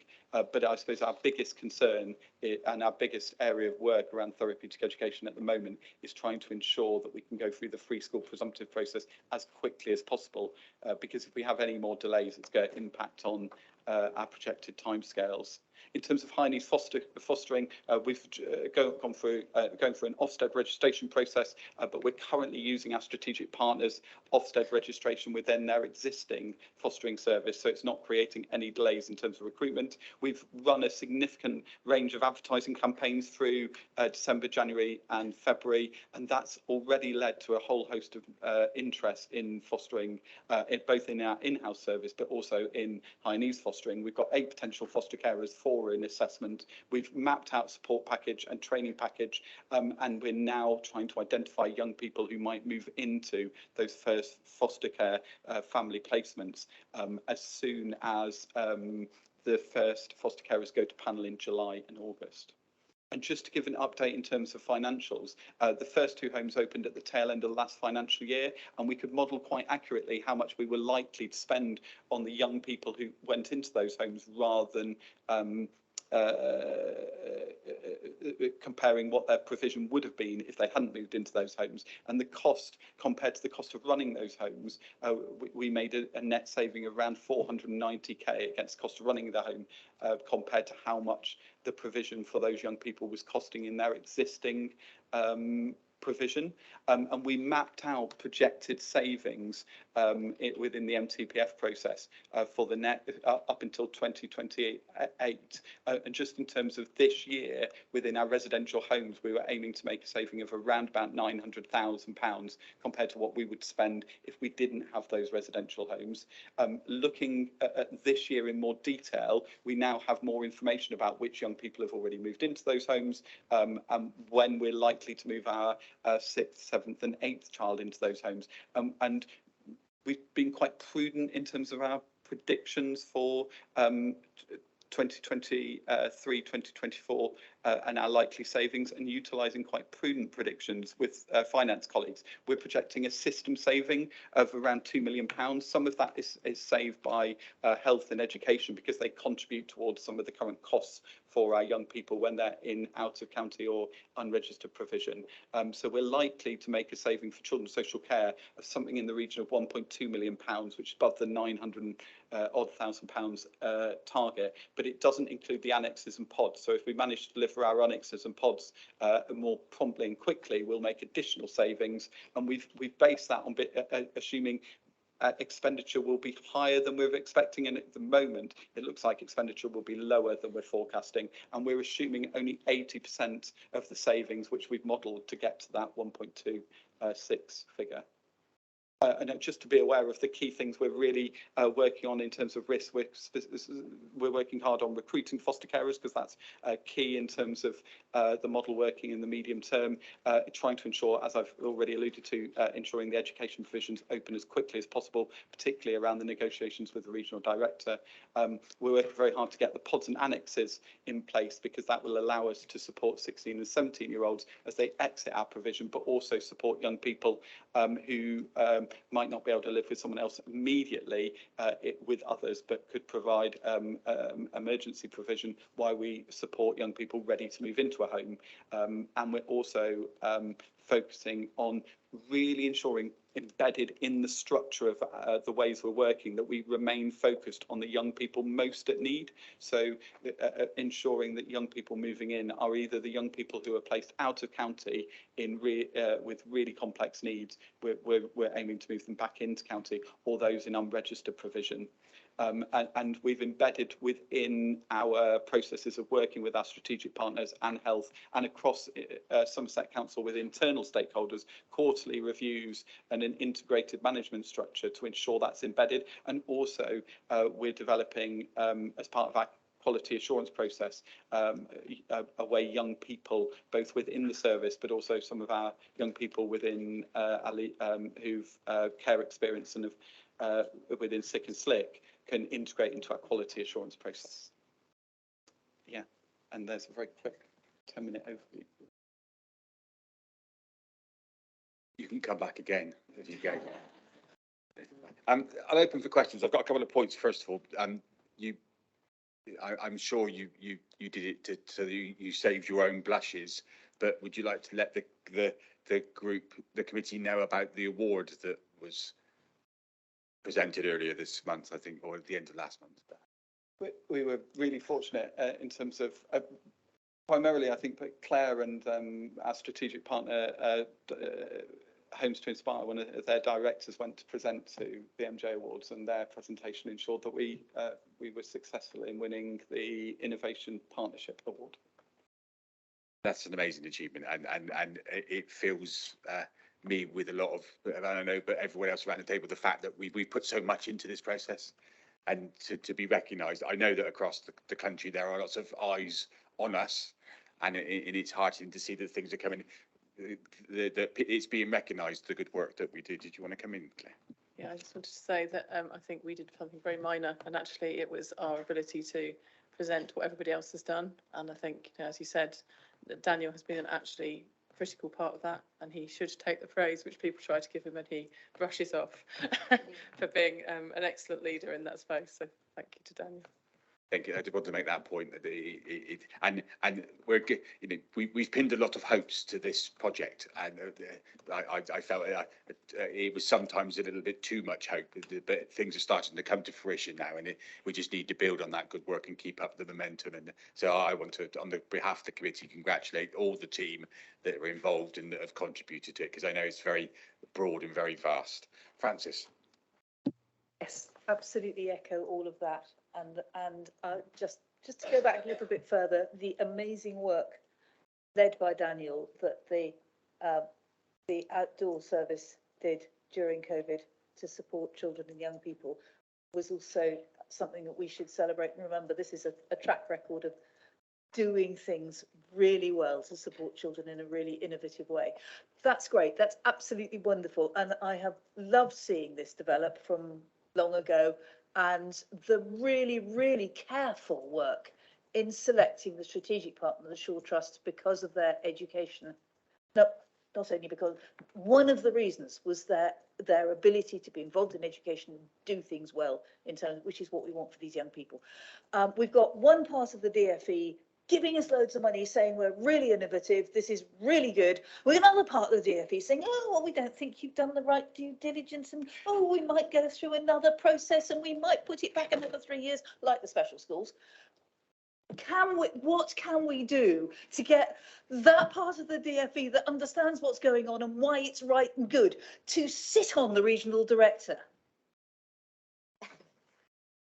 I think we have taken as many measures as we possibly can to try and help the regional director understand why this is important. We have spoken personally to the permanent secretary at the Department for Education when she came to Somerset a few weeks ago, and we are now looking at whether we need to undertake a court process in terms of judicial review. Good. Thank you. We got to that. So I think it's sad that we've got to that point, and I hope that we will be able to resolve this before we get into a court process. But we are looking at that because we feel that we have undertaken every possible action, mitigation, support, information provided that we could possibly do. So sadly, we are now in that position. Thank you. Thank you very much. If I may, very briefly, absolutely, certainly, it's sad to get here. We have had to go down this route before and have shown that we were right. Thank you. I think so. One of the outcomes for this will be that the committee supports the need to apply pressure appropriately to allow the good work to continue. I think Ruth, and then Councillor Hunt. Thank you, Chair. Excellent presentation, lots of information. Thank you for that. And I really like the fact that you included the young person's voice in this presentation. Can I ask, though, for our next presentation, if possible, please, that we could have a little bit more around the outcomes for children and young people, because, and I appreciate it's really hard because you've already got moaned at by the chair about having 14 slides, but it would be really good just to see, because I'm sure there's some really positive outcomes for those young people. I'm conscious the programme that was on last night really highlighted a bit more about the outcomes, and I think it would be good for this committee to understand the impact that this work's having on their lives. Microphone, Daniel, please. I suppose one of the things which I didn't include but is worth sharing is all the young people who've moved into our homes had experienced numerous placement breakdowns until they moved in, and the people, all of our young people are still in those homes and we've sustained those placements. If you take the young people who moved in January and February, they've now been in those homes for 6 months. One of those young people had been in and out of a whole range of different placements, been on paediatric wards for 4.5 months, been on a CAMS ward for a month, and now is in a placement where she feels and communicates to both the people in her home and the clinical support she receives from CAMS that it feels like a home and she wants to return to that home. And that's a massive step compared to when she first moved in. She was very keen to return to a hospital setting where she felt that was where she was best supported. And we've moved to a point where many of the behaviours she was exhibiting, which were really challenging to manage around risk, aren't so prevalent.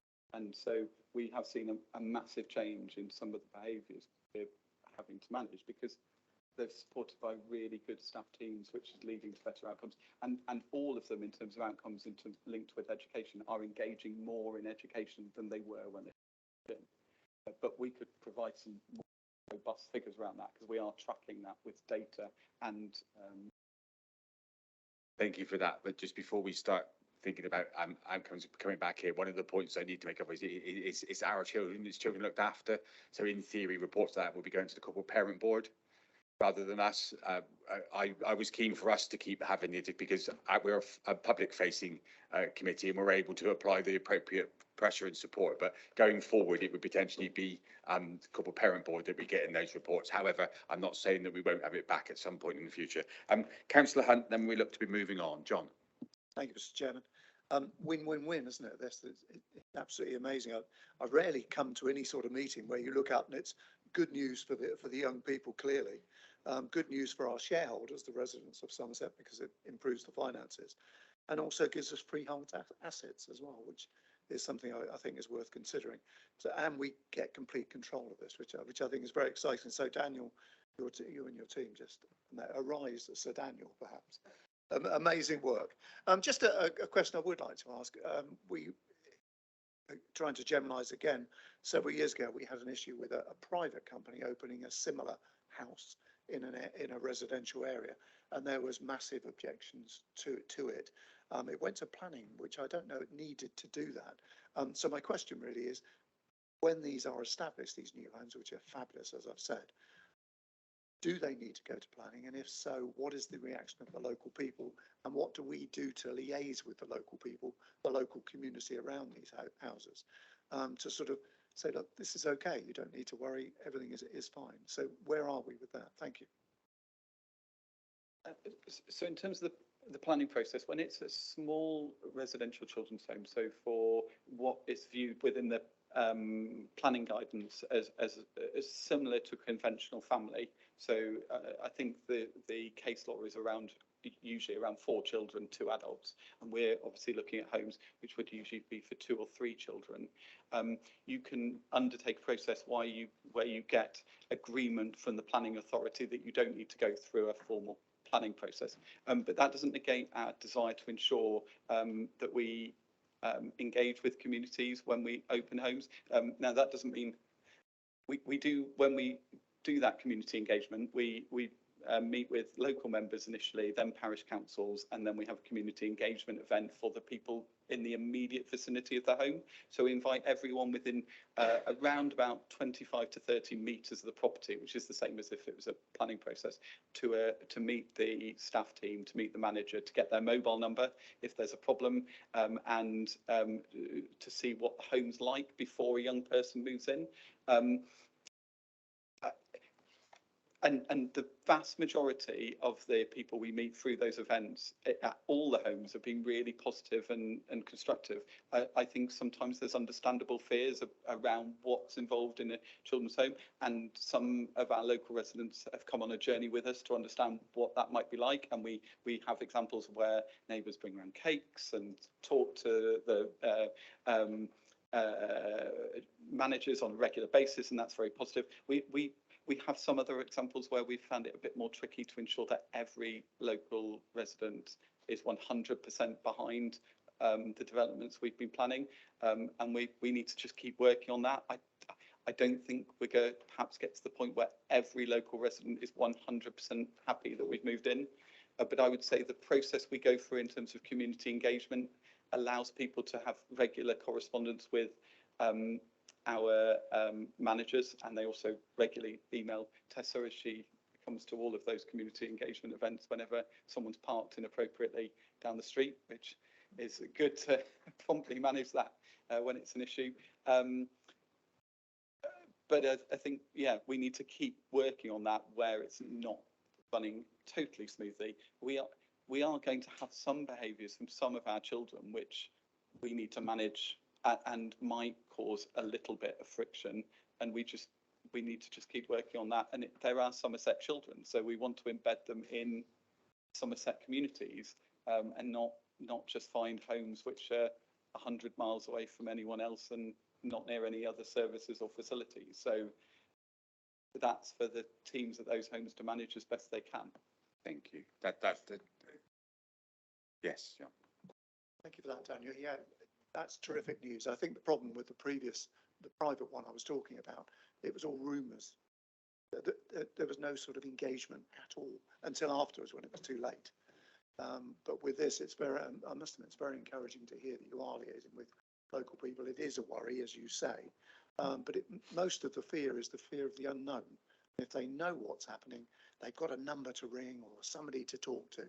That satisfies most people, doesn't it? Without, there's always going to be one or two. But it's great news. Good news for our children too, because the important thing for them is that they can feel safe and liked by their neighbours too. They want to go out and have some fun too, don't they? That's brilliant. Well done. Thank you. It's an important point. We right from the very beginning, we look to take the communities on the journey with us. It was always, and that's one of the positives about that, because it's right. Okay, members, Daniel, thank you very much for that. I'm just conscious that there was an indication about bringing it back. I won't formalise the bringing it back just yet, but what we'll do with there's enough of us that sit it on or near corporate parents that will be able to, but just thank you and your team from us, Daniel, and I hope you keep on building on the success. Thank you. Okay, members, I've got just at 11:45 now. I'll take a 5-minute comfort break for those of you that want it, and be back in the room ready to start in 11:50, please.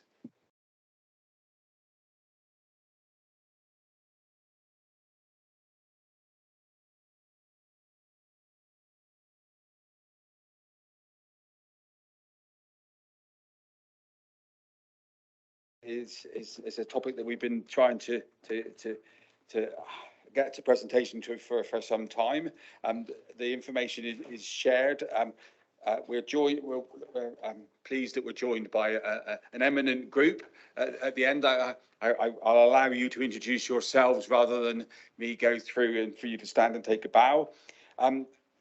We look forward to hearing your presentation. So just for clear, so members, if you want to indicate when you start getting your questions, and we'll take the questions afterwards. Thank you.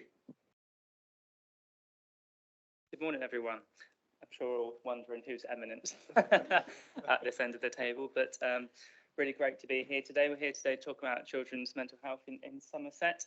So if we start with some introductions, I'm Tim Cockram, I'm the Principal Educational Psychologist here for Somerset Council. Good morning, everybody. Mark Conway, I'm Deputy Head of CAMS and Interim Deputy Head for Paediatric Services from NHS in Somerset. Good morning, everybody. Nick Harwood, Chief Executive, Young Somerset. Good morning, I'm Patsy Temple, I'm Consultant in Public Health. I'm with the Public Health team here at Somerset County Council. Morning, I'm Lisa Walker, Operations Manager for Permanence, and I oversee the Emotional Health and Wellbeing team as part of that role. Patrick Worthington, Commissioner for Children's Wellbeing and Mental Health, Somerset ICB. So we've got some time today to give some updates. So we want guys, sorry to interrupt, I apologise. One of the problems we have with the microphones is that they're directional. So realistically, the closer they sit to you, the better they are at picking it up. So you might want to bring it a little bit closer to you. That's all. Thanks, Tim. Is that okay? Yeah, fabulous. Okay. So 3 main aims for us this morning to share with you. One of those is about providing some key updates, and that's about the national mental health picture and the local mental health picture in Somerset. We want to talk to you about our key areas of focus. We want to talk to you about the impact we're having across those key areas and multiple areas of activity. And then we want to talk about our priorities going forward for the coming year. But also we're very keen that we have time for discussion and time for questions as well. So we've got, I think, until around 5:30, so we'll make sure that we keep the presentation short. We have got some slides, which hopefully you can see on one of the screens around, and like I say, make sure we have time for discussion. So we're going to start, and Patsy is going to kick us off to talk about the national and the local picture. Thank you. So to put this into some context, we know that post the first lockdown, we had some quite alarming statistics coming out in that 1 in 6 children in the UK had a probable mental disorder, and this was up from 1 in 9 only 3 years earlier. And the recovery of children's mental health and wellbeing from following the pandemic has been inconsistent, where we've seen different categories and different age bands improve or worsen at different rates. And we've observed some rebound effects in some of the milder conditions around some of the school-based anxiety, but we've seen trends that have followed national trends around greater acuity and complexity, particularly in persistently high rates of anxiety and disordered eating. And as we've seen this through the demands on various teams and service areas, and increasingly more complex presentations.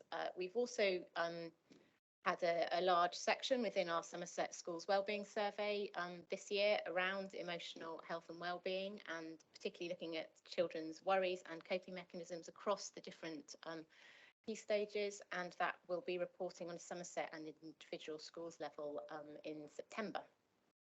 If we move on to starting to talk a little bit about some of the work that we've been doing across our multi-agency in prevention and early support way, we've had really strong strength is around our multi-agency partnership and the offer around senior mental health leads training, and this is also supporting emotional literacy support within schools. We've had excellent uptake in Somerset at 70% to this funding and training, compared to 65% in the region, and actually only about 58% nationally. We've had, particularly recently, a significant engagement from more senior staff within school settings around this. We've also had, on the back of this, much more increased engagement with the Somerset Wellbeing Framework, which is embedding a whole school approach to emotional and physical health and wellbeing within schools through these mental health support teams and the senior mental health leads training. And currently we have 244 active users of this, compared to only about 100 this time last year. Hand over to Tim. Thanks, Percy. In terms of our key areas of focus and our priorities around the prevention and early support offer, one thing we have observed and gathered information on, both via our data but also via our more qualitative data through the senior mental health lead strategy and the feedback from schools. So two kind of key things to highlight. One is attendance. What we know is that persistent absence rates have not rebounded. So Patsy talked at the beginning about the legacy impact of the pandemic on children's mental health. Attendance is one of those areas which remains stubbornly, persistently challenging. The absence rates are double that they were pre-pandemic. That means there's double amount of children who are persistently absent than there were pre-pandemic. And we know the reasons are really complex behind that. But we do also know that the children with SEND and with social, emotional, mental health needs are disproportionately in that group of low attenders. And we know that that's one of the factors in a very complex picture around low attendance. So that remains a priority for us going forward. The other area to highlight at this point is that similar group, those children with social, emotional, mental health needs, who are also disproportionately receiving suspensions and receiving exclusions in school. And again, that has come through the data and through the challenge and the qualitative data and the feedback we get. What we wanted to do briefly is give an update on trauma-informed Somerset. I know this came to Scrutiny Committee about 6 months ago. So just to highlight where we are with the strategy around trauma-informed Somerset. So for those of you who are less familiar with this, the aim of Trauma-Informed Somerset is to develop a county-wide system that understands the impact of trauma, the impact of adversity on children's development. A secondary aim is to have a system where services and the workforce operate in a way that is trauma-informed, and part of that is about making sure that workforce reduces experiences of re-traumatisation around children and young people. So the key areas of activity that have happened recently around this. So one is the coordinator. There is a coordinator post being recruited to that will sit within the Safeguarding Partnership. We have a network of champions in place. We have a trauma-informed charter. And in terms of a plan for increasing the workforce development, we have a level 1 training offer in development. And then we have a plan for education specifically that includes a level 2 training offer, which includes a whole school training offer around trauma-informed practice for any school in Somerset who wishes to have that, and we will work with schools individually to support that. And then we have a targeted what we call level 3 offer, which is an offer for those colleagues who are working in a more enhanced way with children and young people who have experienced trauma and need a higher level of professional development. And we've got a package of support and implementation and supervision around that package. Okay, so I'm going to hand over to Nick, who's going to talk us through the offer around mild to moderate mental health needs. Thank you, Tim. Yeah, so Young Somerset, as the largest youth work charity in the county, are now the Children and Young People's IAPT, Improving Access to Psychological Therapies provider, which is a national initiative to bring more mental health clinical therapists into the lower levels of need. So we're operating in old money tier 2 in both community and education settings through the Community Wellbeing Service and the Education Mental Health Support Teams in schools, which is a joint provision with colleagues in CAMS. We're delighted to be providing that work. It is designed to be preventative and to work with those young people who have mild to moderate mental health disorders that are clinically diagnosable. Our methodology there is to use low intensity cognitive behavioural therapy and to work with those young people who are ready and able to put into play their own commitment to developing the strategies for heading forwards.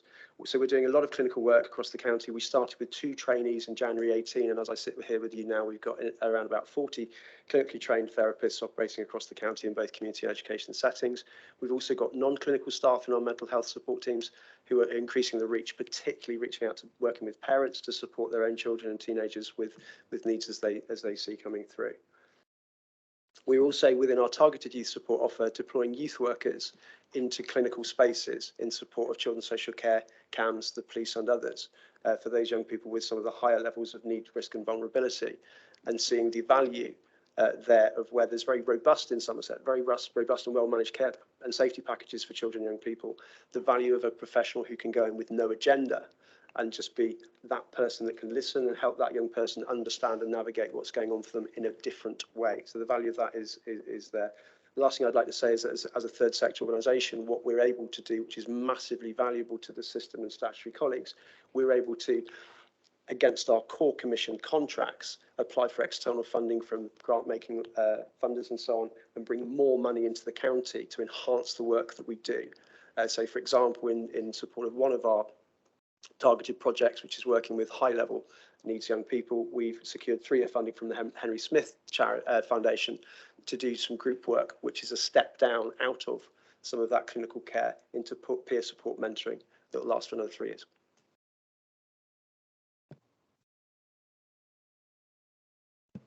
Thanks, Nick. I don't want to bore you with too much data, but I figured some data might be quite useful, particularly in thinking about CAMS. The first piece of data there talks about referrals to specific teams, which is really relevant when we're thinking about the current trajectory of young people coming into services within mental health services. So what we can see, so the green line represents young people who are accessing early intervention services. We can see that there's been quite a significant rise in demand for that service, primarily, we think, because of 2 reasons. One is that, as Nick said, really there's young people out there who are wanting and willing to engage in earlier intervention support. And the second reason is it's an emerging service that wasn't there previously, and so it's good to see it being accessed. I think the other 2 lines, so the blue line relates to number of referrals coming into our core services. So they're the services that work with moderate to severe mental illness. We've seen a steady rise, particularly since the COVID recovery process that we've been through, that's continuing to rise even now. And the red line is the eating disorder service, which is relatively flat, but actually when we take into account the number of referrals that have gone into Sweden, who we've started a partnership with, who take the low to moderate needs now, what we've seen is actually a rise in the need of support for children and young people with eating difficulties. And the next slide highlights just how critical it is that we've seen young people coming in with urgent care needs. So the red line on the second slide shows the number of referrals that we're seeing into our CAMHS liaison service, who are based in Musgrove Hospital and Yeovil Hospital. And we can see there a really sharp rise in the number of young people presenting following self-injury or suicidal behaviours requiring assessment. The blue line highlights really that's the number of young people going into our enhanced outreach team, which is a team that supports young people at risk of admission to psychiatric unit. I am pleased to say we have the lowest admission rates for psychiatric units in the country, which is remarkable given the demand. But nonetheless, what you'll be able to see there is there was no lull over COVID at all for children and young people with urgent mental health needs, and we can see that evidence. So that the length of involvement for CAMHS services, so the average length of time that we're involved for young people, has risen over the course of the last 3 to 4 years. We're starting to see that plateau. We think that's primarily because of when we came out to COVID, young people were really struggling with their mental health, and we've actually been working with young people who perhaps are becoming into services in a worse state than they would have previously, or that their needs are much more complex now, particularly around not being in education, being able to access support at an earlier point. I think the key one there is the eating disorder service one on the third one, which highlights, despite the fact that we didn't see a huge number of referrals coming in, our length of involvement went up, and that's primarily because young people were coming in a critical physical state and psychological state. That is starting to level. The fourth, we've tried to kind of be responsive as a service, which is in some way how we managed to achieve a CQC rating of outstanding recently. And that's been a challenge because we've seen the risk of young people increasing, demand increasing, and services have had to be really responsive to that. And what we know is that historically our waiting times were too high, and I'm pleased to say we've managed to bring those down. So for a routine appointment, the average wait is now less than 20 days in Somerset. It's a national leader. And for urgent or emergency, we can see someone within certainly the same day, sometimes within an hour if we need to. So much more responsive. And the final slide here shows just, I wanted to put this in because the workforce within CAMHS, whilst there has been investment, has not grown as much as we would like it to. Primarily, that's a workforce-related issue rather than a commissioning one, because we just don't have the people out there to recruit. So we're having to do a lot of recruitment and training, but the demands on staff has increased. So we're offering a lot more appointments now than we were 2 or 3 years ago. Next slide, if that's okay. So next steps, we're going to try and make it easier for young people to be able to access support. So we're in the process of developing a SPA portal that will be publicly available, and we'll have advice and guidance as well as a referral pathway for young people. I'm sure Daniel's already spoken to you about Homes and Horizons, so that's a really exciting project that we're on into, and we're in the process of developing a multi-site eating disorder and disordered eating pathway to enhance the KEDS offer. You've just heard about trauma-informed Somerset, and one of the things that we're passionate about is supporting children and young people to stay in the community. So last year we had 52 young people placed onto what are called Section 136, which is when the police detain them under the Mental Health Act for an assessment. None of those were converted into a section, so all of those young people returned home, but we didn't do that very well. They were not supported home, they were discharged from the hospital. We want to work with the police to create, and the local authority to create something that's an alternative to that, where they can access support and then be supported home so that that's successful. And in terms of LD and autism, we know that's a significant priority. We're seeing a rise in the number of young people accessing mental health services with autism and learning disabilities, but primarily with a request around medication. We want to kind of switch that around and start offering therapeutic interventions for that group of young people as opposed to thinking about meds. Thank you. So the emotional health and wellbeing team was the emotional health and wellbeing team. Can everyone hear me? was developed around 2017, 2018, with the remit of looking out for working with children which were children looked after and young people that were formerly looked after. We now also support children that are placed on a special guardianship order. So we either work with children directly or support around their carers. Since the development of the team, you will see that our placement stability, which broken down means that those children that have been with their same carers for 2 years or more has been an improving picture. And our recent looking at the data, we can evidence the emotional health and wellbeing team have been involved in about 94% of all children that have been with the same carer for 2 years plus. We're now at a point where we are looking at our service and what we can provide going forward, looking at training programs for staff and looking at increasing the amount of direct intervention we have with those children to improve, again, around permanence and their emotional well-being. And a lot of our data, we're looking at improving our data systems, and obviously our qualitative data feedback is quite, there's just some examples there.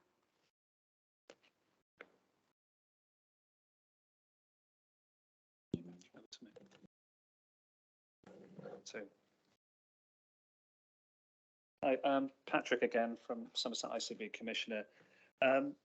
So this is just, I'm not going to read out the whole slide, but really just to sort of speak to our priorities. So key thing for us is that children and young people get help when they want it, where they want it, from the right person. So the whole concept of trusted adult, that's really important, and that could be any of you, any of us in this room. The value of when I first share how I feel, what I'm distressed about, it lands well, and I'm connected to the support and help that I need. So we recognise that the value of our VCSE colleagues in that, the voluntary sector. We've got an event tomorrow where an engagement event to understand how we can work more closely together, but also understand the value of what they do locally, because it has to be about local in an area with such big geography as Somerset is. So that's going to be important, and from that will come a steering group so that we're closer with our voluntary sector colleagues, not distant. We have to increase access.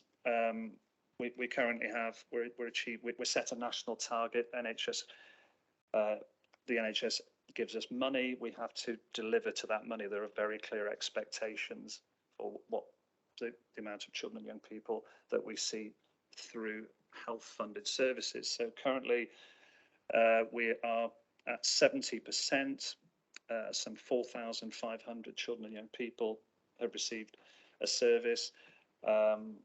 Regionally, it's 76%, so that's a challenge to us. But I would say that we've had some big challenges in terms of what counts. What can we count as an episode of support for a child or young person? Because at the moment, we've got 2 fabulous online offers that work really well for young people, and we've already got maths 2,500 extra children and young people we could count to our target. We cannot count them at this time, so our access trajectory would be better. We've also recognised that there's a lot of unmet need out there, and through listening to both colleagues, families, carers, our primary care colleagues, GPs and so forth, we recognise that we have to do something for those children and young people who tend to sort of go from one place to another place and don't get the support that they need and wish for. So we've recalibrated a project that we already had. We're recruiting a project lead to take this forward, interviews on Friday, and that's going to be to sort of work up a response to this unmet need in a concrete, ongoing funded way, and that will involve a pull together of our voluntary sector colleagues to also add that local support and that trusted adult, because if it's right for the child young person, it's right, whoever that might be. So more of that, please.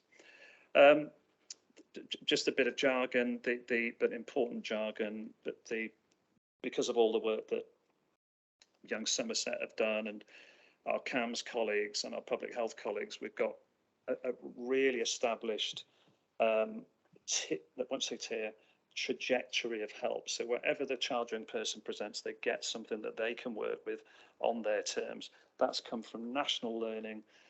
The banner of that is called I Thrive. All that that means is that they get the help in the right place, from the right person, in a way that makes sense for them. So if you think about all our life experiences of when we've struggled, what has worked best for us? It's no different to children and young people. It's that trusted adults, and what we're doing through our training offer, both for our voluntary sector colleagues and training that's available to the entire system, providers within the system, is how do we equip all those that respond are face-to-face with children and young people with the skills to deal with whatever it is, suicidal thinking, self-harm, depression, anxiety, and so forth. Self-injury is rightly a concern.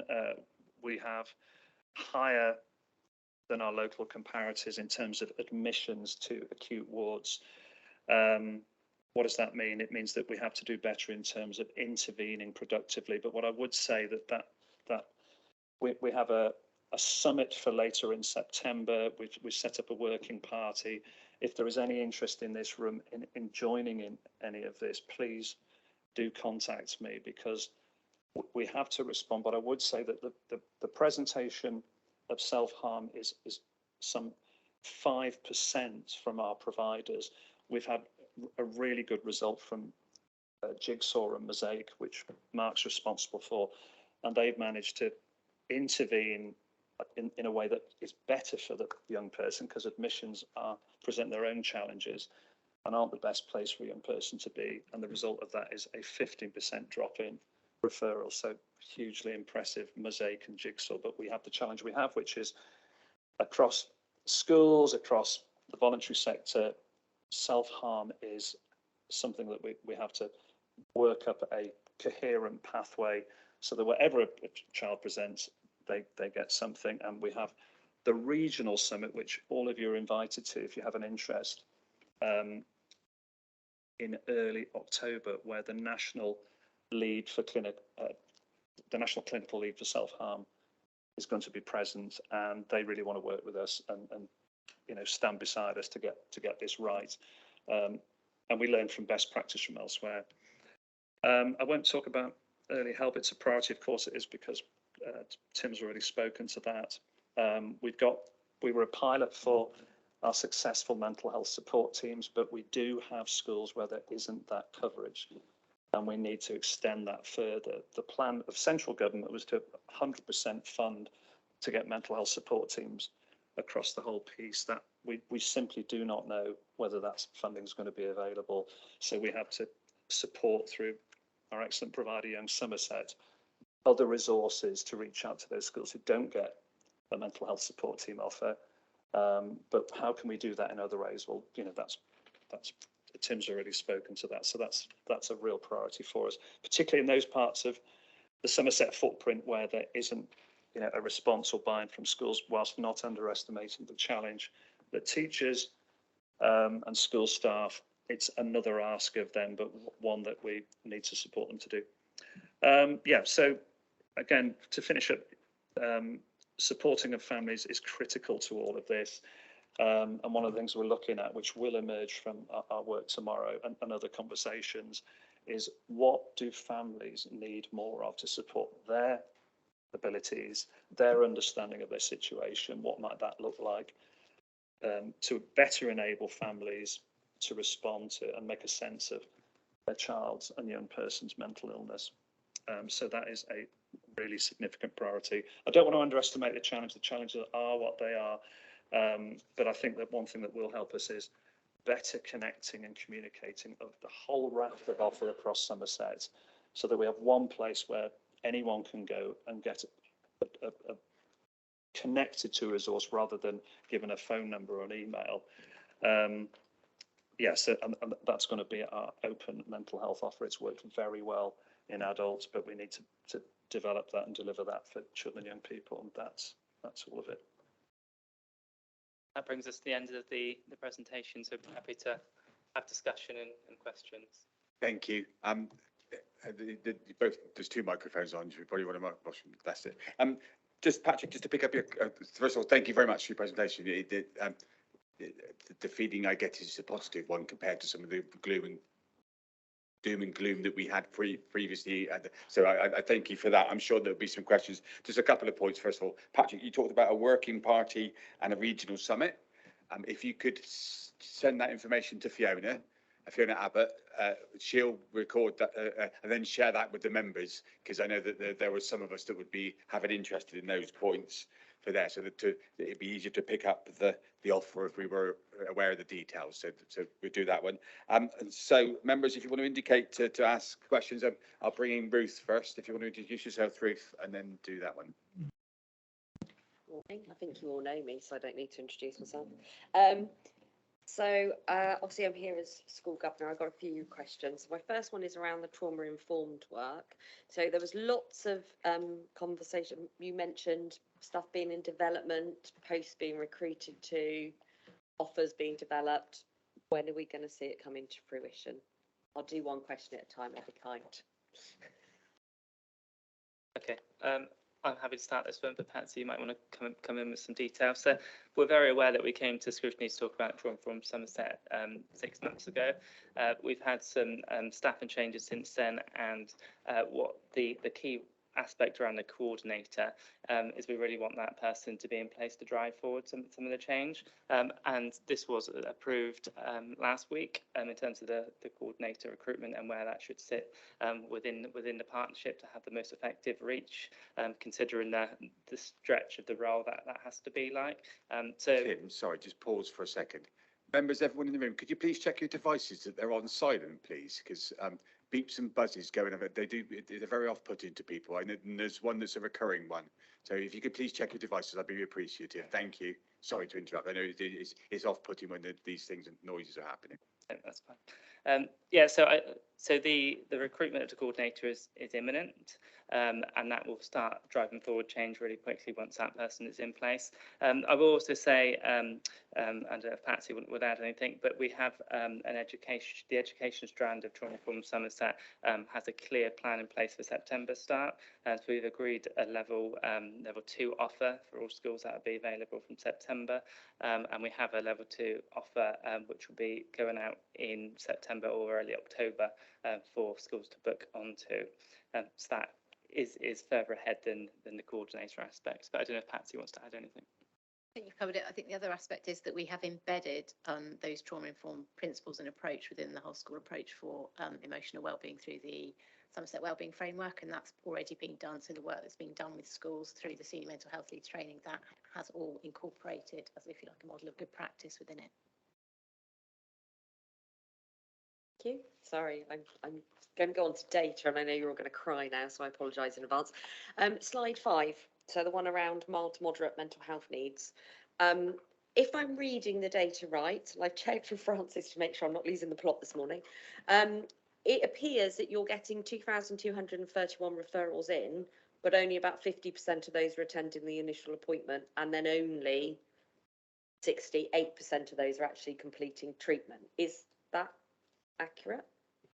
Am I reading that right? Yes, Okay. in the sense that, yeah, so where those referrals come into our service, where they're not going forward to treatment, that's because they're not appropriate for our services, because there's very tight criteria. We are one specific tool in the mental health toolkit for supporting children, young people and their families. So where that's not appropriate for a young Somerset low intensity CBT model of therapy, we will then broker passport, bring that young person closer to services that are more appropriate to their need.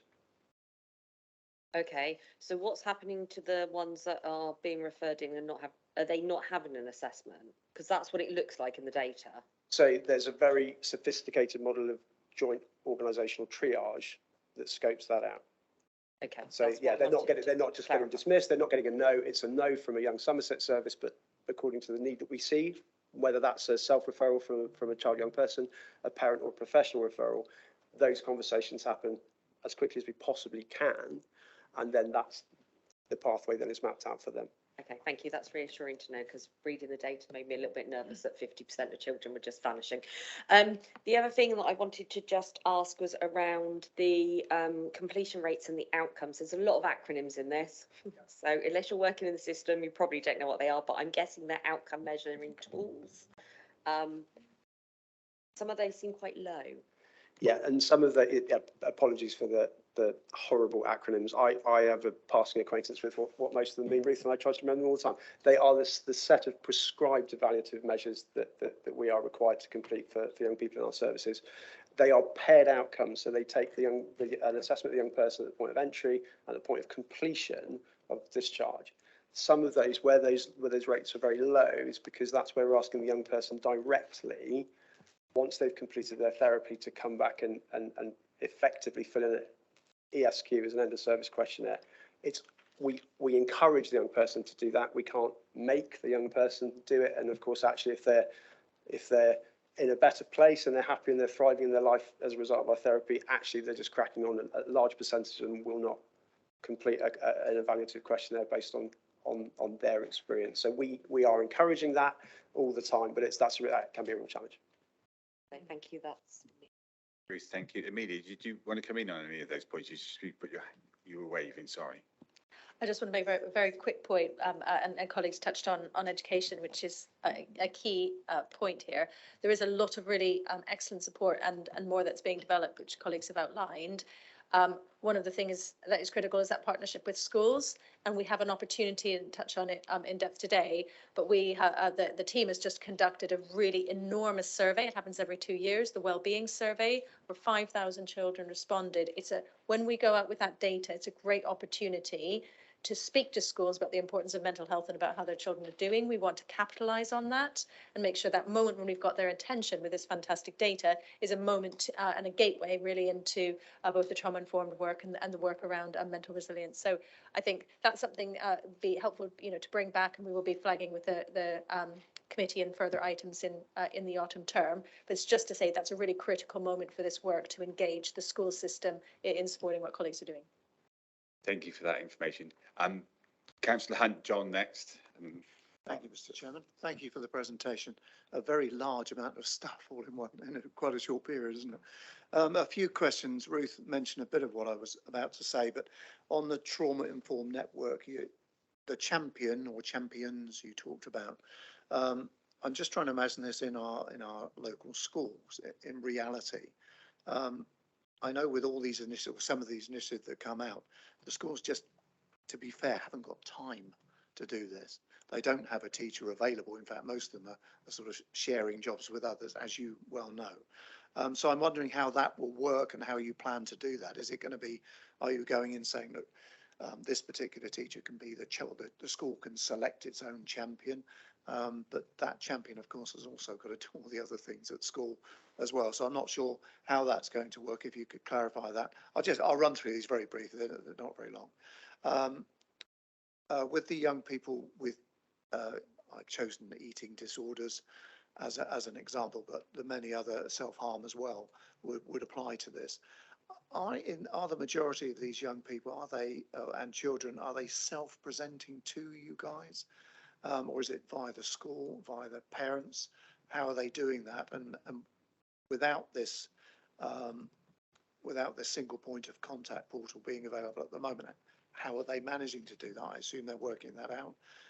Leading on from that, are we giving young people, I know we have a social media presence and various presences, but are we on the social media channels that the young people are actually using?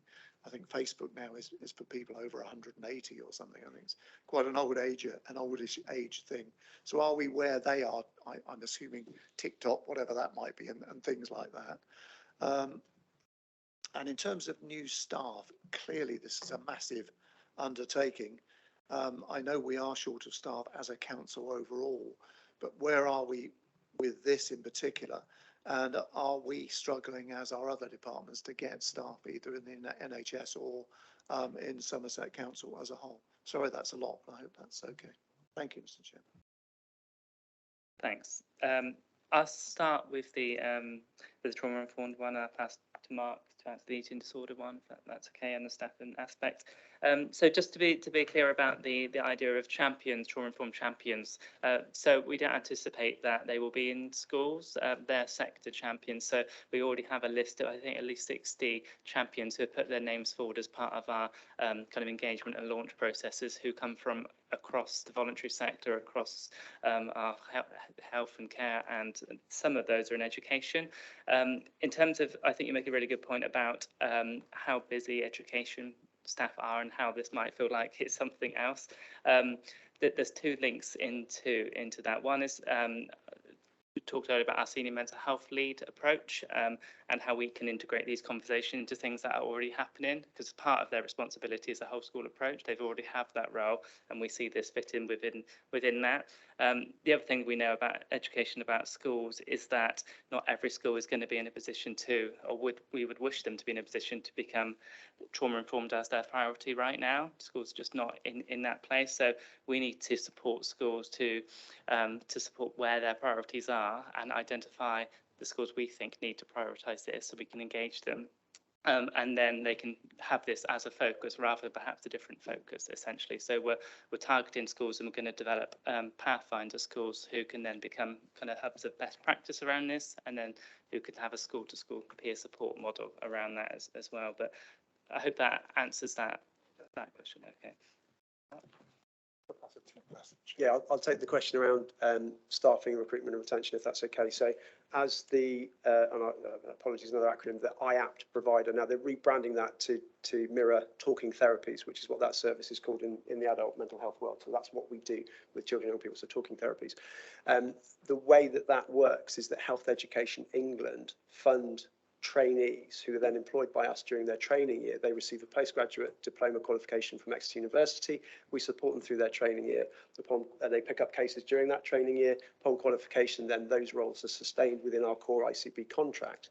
Now, what we know about those roles is they're incredibly attractive to people wanting to look at a mental health career, whether that's a reshaping of a career working with children and young people, or as an entrant recently from university. So every time we put out an advert for trainees, and we're about to put one out fairly shortly for the January intake, we know full well we've got 6 funded places. The last time we put an advert out, we had 180 applications for those roles, about 7 of which fell at the first hurdle because they didn't fit the essential criteria. We have a very rich pool of people wanting to come into this world and work. So we are able to select very well and recruit very well. The trick then is around retention. So what we do at Young Somerset is bring them in and have a 2-year training contract post-qualification, because there's a huge investment in them. We want to retain them as a qualified practitioner to start making a difference, because they'll be working with a caseload of around 20 young people, etc., and parental work and group work as well. After the 2 years, they then can access further HE funding to become a senior practitioner or a clinical supervisor. So again, that's retention for us in Somerset. And what we've worked across the system with colleagues is an absolute core desire that we don't lose these people out of the county. So if a young Somerset colleague actually finds an opportunity to go and become an assistant psychologist working with Mark or with Tim, happy days. We'll support that process and wish them well in their next adventure, knowing full well that their experience is staying within the system in this county. Conversely, it can be incredibly difficult to recruit where we have attrition. If we have somebody who's a qualified practitioner, we've had a couple in the last year, life-changing, they've relocated to the States or whatever, family circumstances. It can be very difficult to recruit into our qualified roles. So we've been really creative in the system with full support and sight of commissioners to repurpose some of that money, because we can't recruit qualified people out of those roles from other counties because they're loving it and also see a pathway in their own county, and it can be hard to recruit into Somerset. But repurposing some of that work into non-clinical roles but in support of this service, which is increasing our reach. So then, for example, in one of the numbers on my slide there, in the last 3 months, we've non-clinically supported young people, 1,200 young people, about 400 a month, away from the clinically therapeutic provision, which of course is then better placed to accommodate the demand. So I think we're working on those pathways. We're talking about cross-organisation shadowing opportunities, and that's a very live environment in which we're working. So in terms of recruitment, I think in the system in Somerset, we're quite attractive. And once we've recruited and we recruit well, we do everything we can to try and keep them within our system and not be precious about our own organisations. Does that make sense? Definitely. Thank you. The only other thing I would add to that in terms of recruitment is in terms of registered staffing around social work, nurses and particularly psychologists and psychiatrists. It's very difficult to identify those professionals in the Somerset region, partly because of the way that our higher education system is structured, but also because nationally there's a challenge in those roles anyway. So we are thinking creatively. We're working closely with the local authority here to develop apprenticeships around social workers. We've actually got a scheme where we support apprentices to come and have time in social care, and similarly we'll take social workers from social care into CAM so that we can broaden the experience. It's positive. We're doing the same with occupational therapists and with nurses as well. So we're trying to build our own. It's going to take us probably 5 to 7 years to get there. It takes an awful lot of investment in terms of time from existing staff, but we're confident we're going to get there. But we're not relying on higher education institutions in the same way that we were perhaps 4 or 5 years ago, which I hope brings a physical shift. Just to respond to the self-presentations and particularly the eating disorders, no, young people with eating disorders rarely self-present because it's highly secretive, and that's why in many ways you see that data where our length of involvement around eating disorders has increased, because young people with eating disorders tend to be hidden away, but we know they deteriorate, we know they don't recover without intervention, and then when young people went back to school, we could see that there were quite a few young people, sadly, who had physically deteriorated. So no, they don't tend to self-present. And interestingly, I think because probably parents are living and carers are living with them, they don't see that happening either. So we've been in effect working with young people who have had high levels of risk associated particularly with their physical health. So that's not mental health services that have just had demand on them, but also our paediatric services. So we've had to work really hard to develop pathways within paediatric services so that we can support young people to recover.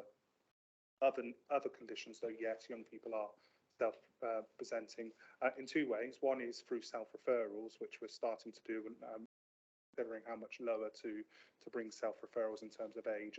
At the moment, 16s and overs can.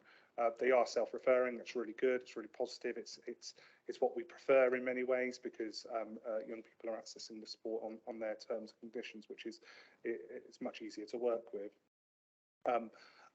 The other way that they're unfortunately self-presenting is at accident and emergency or emergency departments.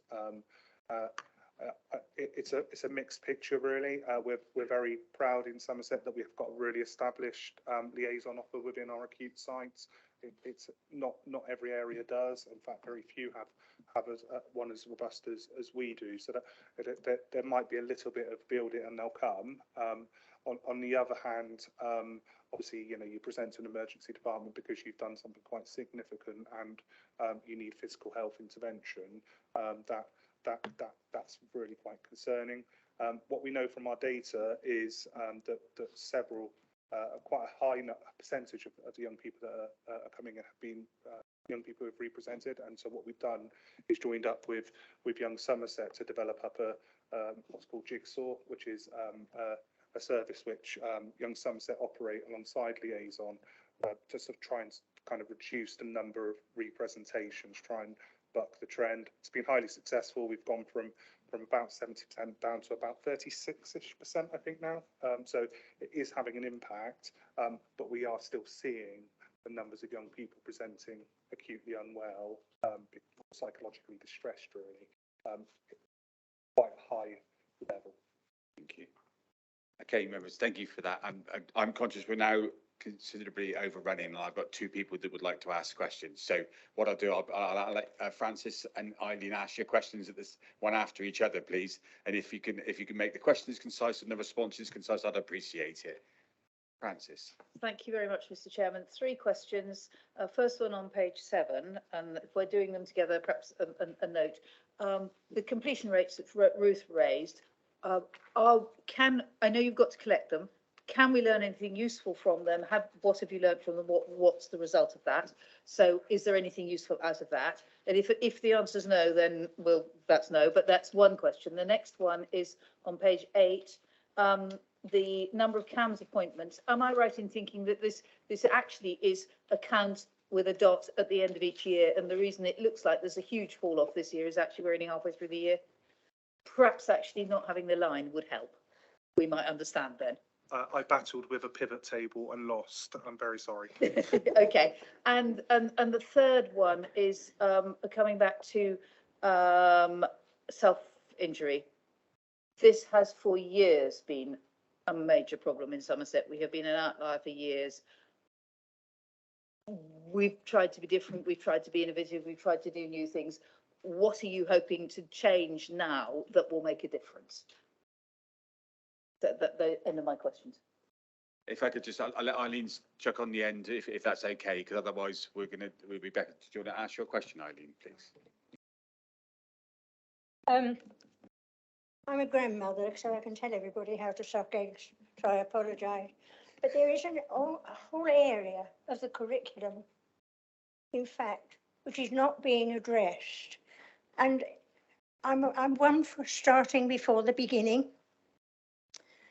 And we have a personal relationships, an HSE programme delivered throughout the school. I wonder if a professional development really going hard in on developing teachers' professional skills at heightening their sensitivity in response to children in a nuanced way. Because at the moment I have staff and I look at them, well, they're not my staff, but you know, I look at them and I think, how could you actually believe that anybody could trust you or respond to you? So I think maybe there is a kind of professional development need in the curriculum, and there is a curriculum development need to kind of, if you like, one step back from the crisis, because we're talking about crisis, and crisis doesn't come from nowhere. It grows, and some schools are better at growing it than others. But I think we have to kind of focus. If we can kind of look at that as a starting point, then we can look at the climate and the culture of the schools. How respectful are we? How nurturant are we? In a sense, it doesn't matter what the children come with if you respond to them respectfully and carefully. I don't know, it's preachy, but to me, the starting point is the curriculum and the culture of the school. Thank you. And professional development in terms of dealing with children with mental health problems is the next step on, if you like. Don't do the damage and then complain about the cost of picking up the pieces. Don't drop the pieces in the first place. Absolutely. Okay. I'll shut up now. I'm starting to preach. Thank you. I'm just conscious of where we are. So, where do we, Amelia, did you want to? I'll pick up this one because I think that one potentially rests with my team rather than colleagues here. They're obviously they're contributing to the picture. I think we would agree absolutely, Eileen, that the culture of not just an individual school, but of the whole school system matters, because actually culture comes, you know, it's all of our business. It's about how we operate in the local authority, in multi-academy trusts, you know, with the Department for Education and the diocese, with our colleagues in schools at all levels, and that's how culture spreads. And I think one of the aims of the Education for Life strategy is to establish culture across everywhere that children are, and that's responsibility of adults to set that culture. So I think that's absolutely right, and that's part and parcel of creating that psychological safety within all our institutions and but also in terms of the curriculum, I think that's about collaborating with people who have, like our colleagues here, the expertise to know what it is that children need to know, what it is that teachers need to know, what needs to be in the warp and weft of our schools. And I think there is fantastic work that the public health team has done around the relationships, health and sex education curriculum. But it's about making sure that that is owned by everyone in the classroom and they understand it. And that's part of their whole school culture. So I think that I was indicating when we have an opportunity to take this forward, and we will be taking it forward in the new academic year, of really giving that focus so the whole school really embeds that understanding in what in their practice, but also in what they're teaching children. Thank you. It is, and that's picked up through the Somerset Wellbeing Framework, the whole school approach around, particularly around sort of belonging, creating that culture in a school that creates tolerance, respect within it, and the CPD RSHE programme that goes along with that, where we've had training provided around specifically around things like self-harm and mental health first aid, but also ongoing CPD for teachers and school staff to equip them with the skills to be able to teach those lessons in an informed way and to provide them with the skills to be able to deliver that. Thank you. And just Francis's responses, please. So I think we've got two remaining. I think your middle one, Francis, was answered during the question. So Nick, can you pick up the first one? Yeah, of course. Yeah, apologies. This is very snapshot, high level stuff, Francis. What I will do, I'll send Fiona our last full quarterly report, which shows the value of these figures in more detail. It will be a comprehensive slide deck, but it will drill down and show exactly why we take those things and what we're learning from it.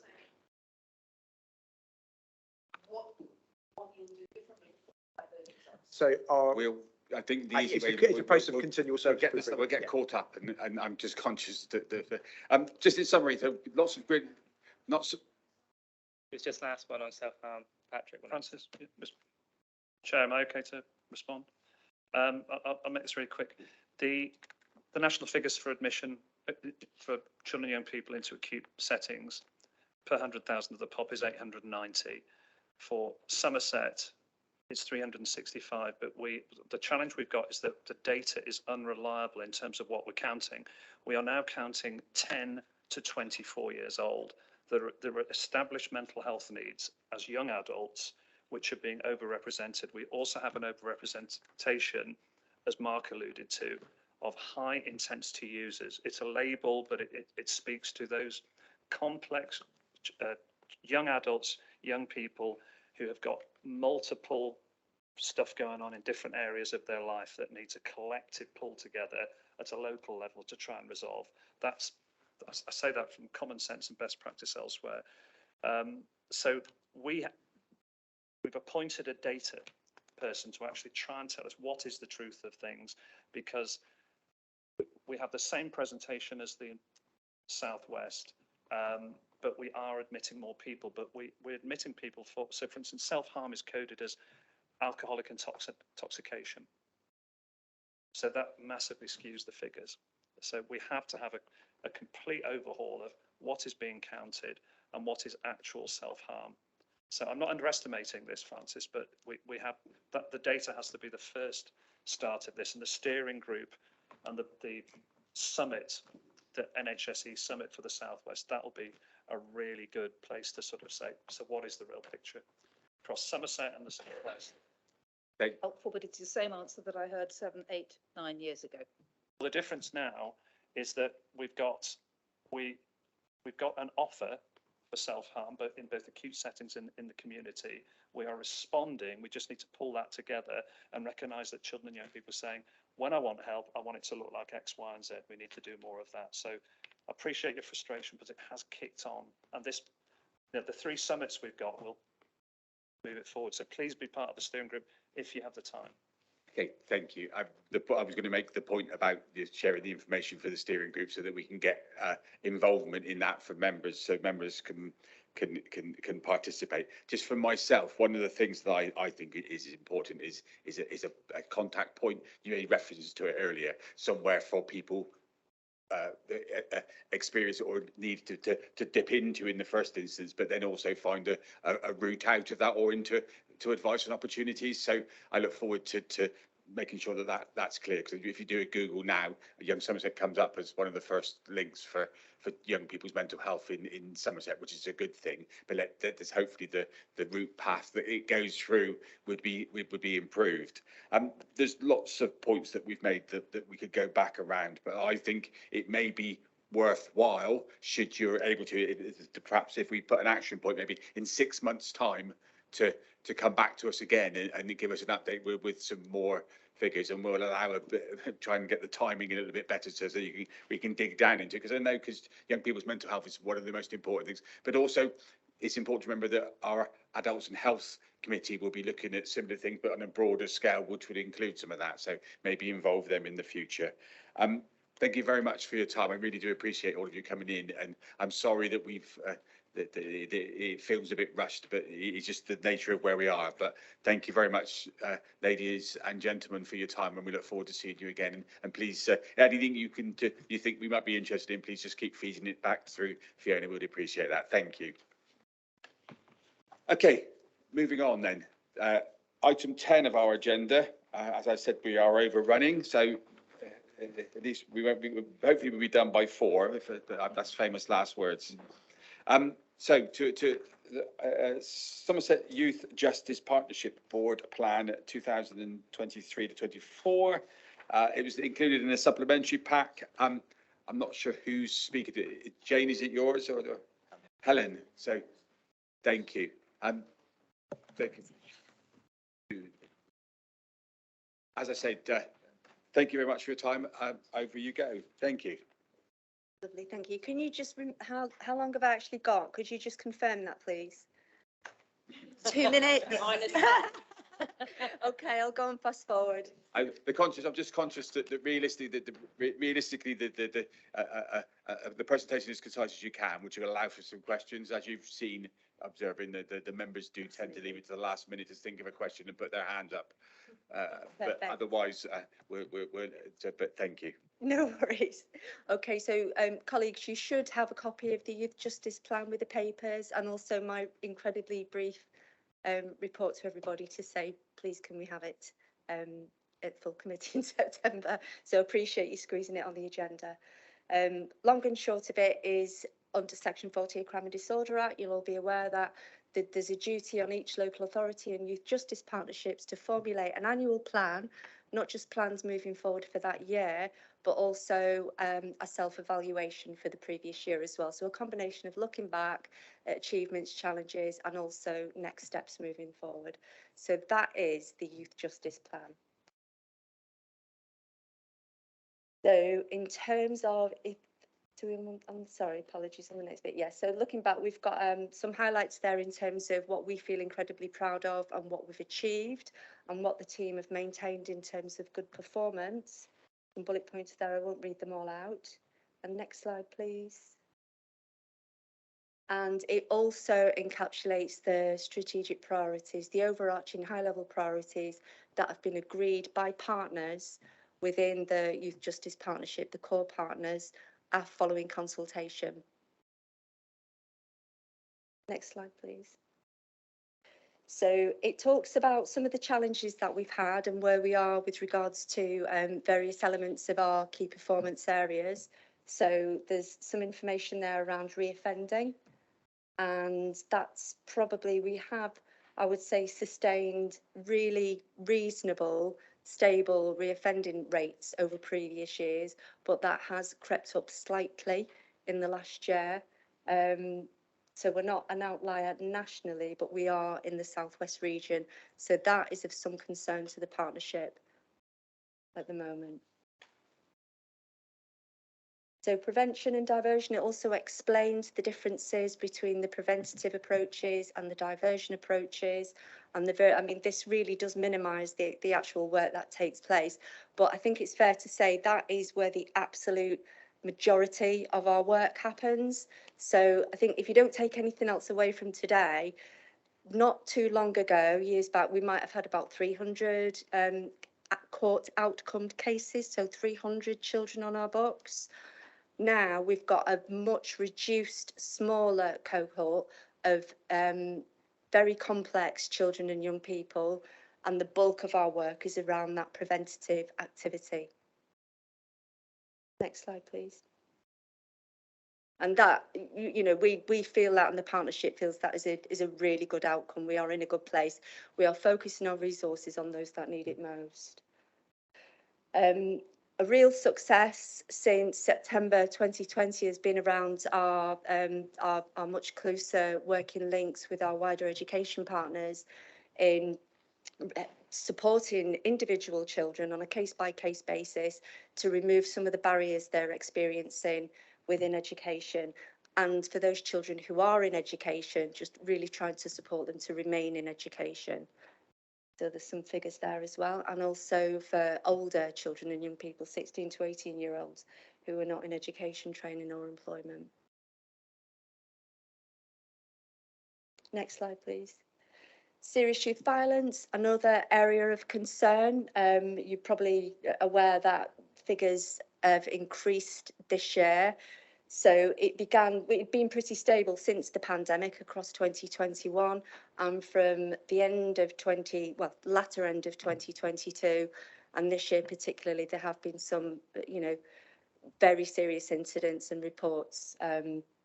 Children and young people have been involved in serious violence incidents. So to give you an example, that's basically, it's knife crime, it's what we might term as Section 18 or Section 20, which is wounding with or without intent, etc., or attempted murder. So I'm talking a small number, but for Somerset, it is a worry. So, and there are plans with multi-agency partners. We've got some clear steps and actions that we need to take, that we will take with partners moving forward. And that is based on, it's a national issue, so we're not an outlier, just let me make that clear. And the steps that we, you know, Sam and I are proposing that we take are based on national learning from elsewhere as well. So we're very committed to having an evidence-based approach moving forward with partners. Next slide, please.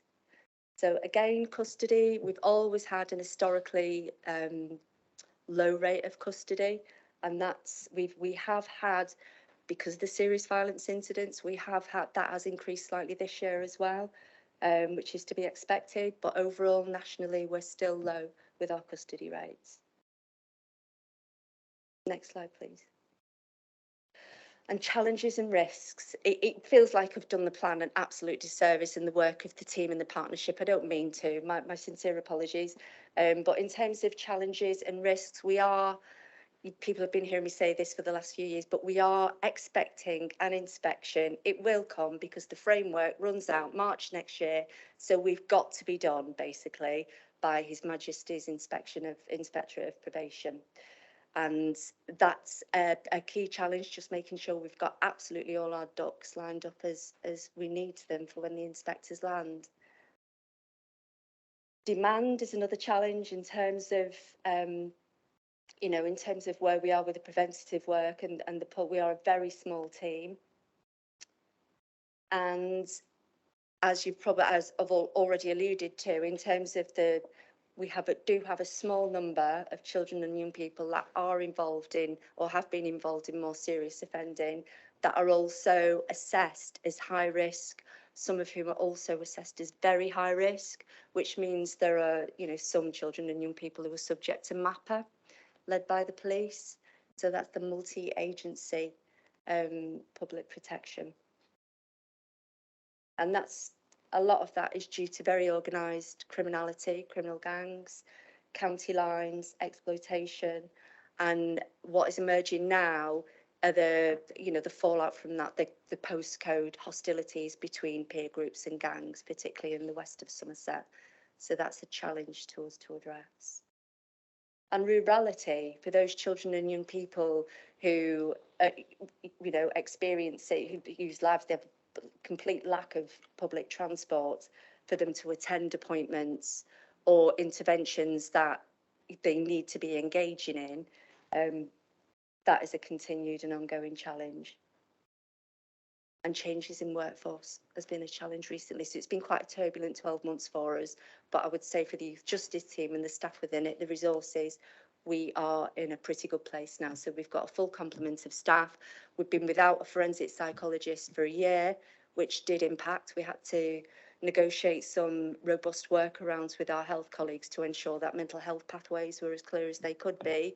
But now we've got an absolutely fantastic psychologist who sits within our multidisciplinary team, and that's making a difference. Next slide, please. And that's it, really. That's an absolute whistle stop. All the detail and the data with probably much more coherent explanation is within the plan. But if you do have any questions at this time, then fire away. I'll do my best. I think, thank you for the presentation. Thank you for the speaking to us about. One of the things that it's a bit confusing what it is, because the plan includes a report on your progress from the last year. So it's a report and then a proposal. And I think because one of the things that I started looking at was saying to myself, okay, what, and then where's the report that this is based on, and it's included in it, and it's some way in. It might be. It was just a bit confusing to read. That's all. You might want to. I know other people are telling you what to call it. Yes, as I say, there's a format that the Youth Justice Board insists on, which is what Helen's reported. So it does the report. The format is last year's progress and your proposal for plan going forward. So that's why it's in that strange format. Yeah, it is confusing. If you needed to report back to them that it is confusing, I've done that already, very loudly. And once I found the data and looked through, I was really impressed with where we are and how we moved forward. Obviously, there are other bits there. That you mentioned the bit that I was going to bring up. I'm a councillor for the Bridgewater area, so knife crime is something that and you're right. It's very low numbers, but they're headline grabbing, and it disproportionately impacts things. So based on that, within the plan, could you perhaps just outline a little bit more about the knife crime specifically? Because I know it's not just Bridgewater.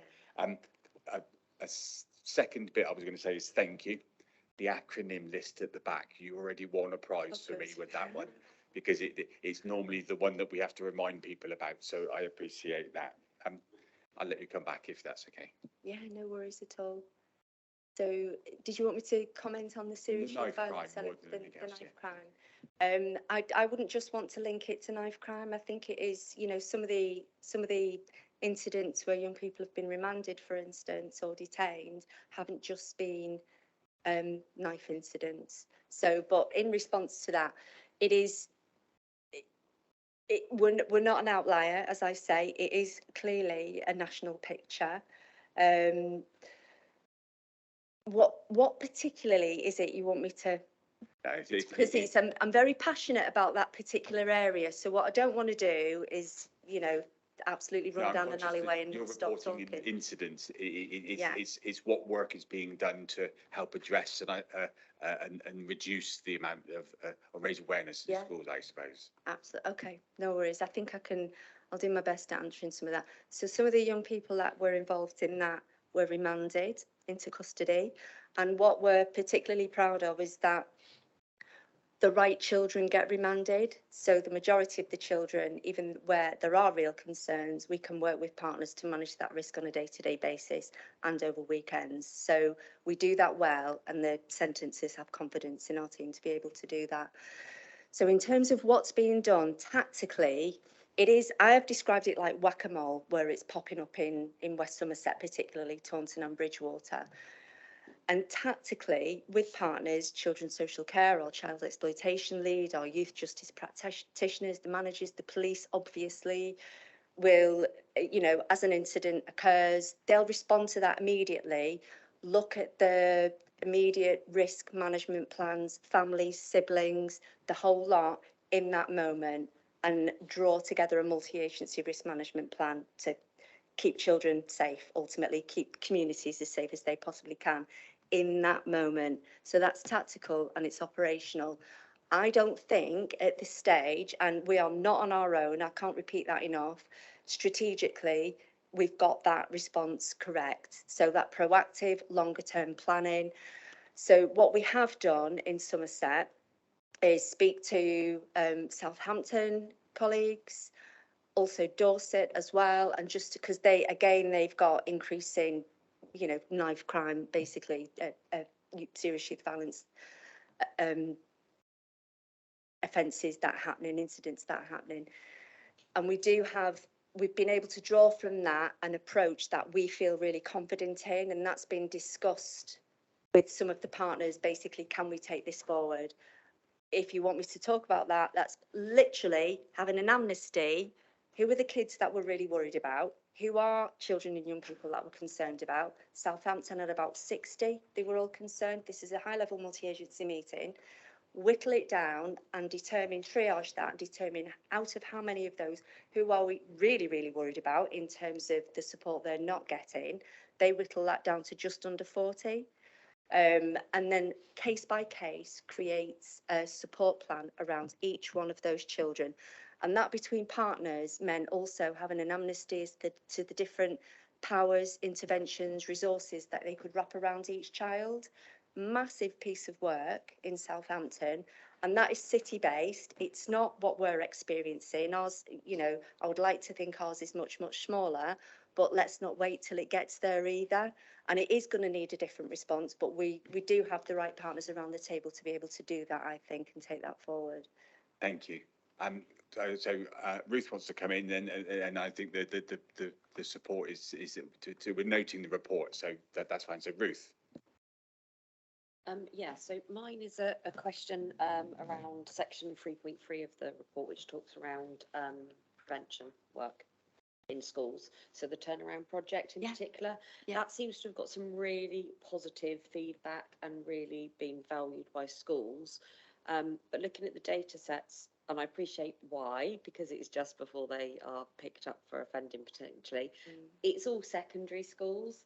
Is there any sort of plan in the future to start working with younger ages? Because we're seeing more and more issues in primary, in reality, that we can see could potentially be going down that line. So I just wonder whether there's any plans in the future for that.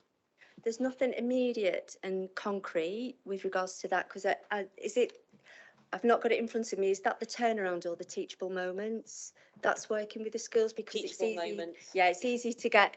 I can get a bit confused between those two. They're very different initiatives. So the teachable moments was a number of schools. I want to say 12, because it did increase from 9 at some point. They opted into that voluntarily. So we couldn't determine who. Yeah, you know, we needed to get on with it basically, and that was working in conjunction with the VRU and the Community Safety Partnership. So I don't know what the long-term plans are for that work to continue. We would like to see it continue, and as you say, the feedback to that team has been absolutely exceptional. It is just good youth work practice in school settings. That's teachable moments. So we've got the evidence there to say that that's working, quality and quantitative. The turnaround initiative is basically, that's Youth Justice, Ministry of Justice initiative. So we've got that extra funding since last November to mobilise and implement that, which we've done. That is age 10 upwards. That's the same age basically as you know, as young people who are subject to youth offending teens. So yeah, Helen. So it's slightly younger. Thank you. I'm Eileen. Just a quick one. First of all, the team is small and always has been for the last 20 years, and has always been disproportionately effective, having worked with them. The other thing is that they are very child-centred, not problem-centred. And I think that's more powerful strategically than going the other way around. And thirdly, I take your point about the confusion between description and analysis.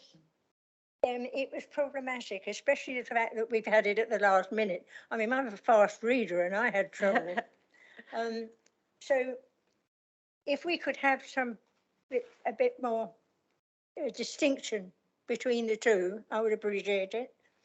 I would also like to see an evaluation or audit of the Teachable Moments project.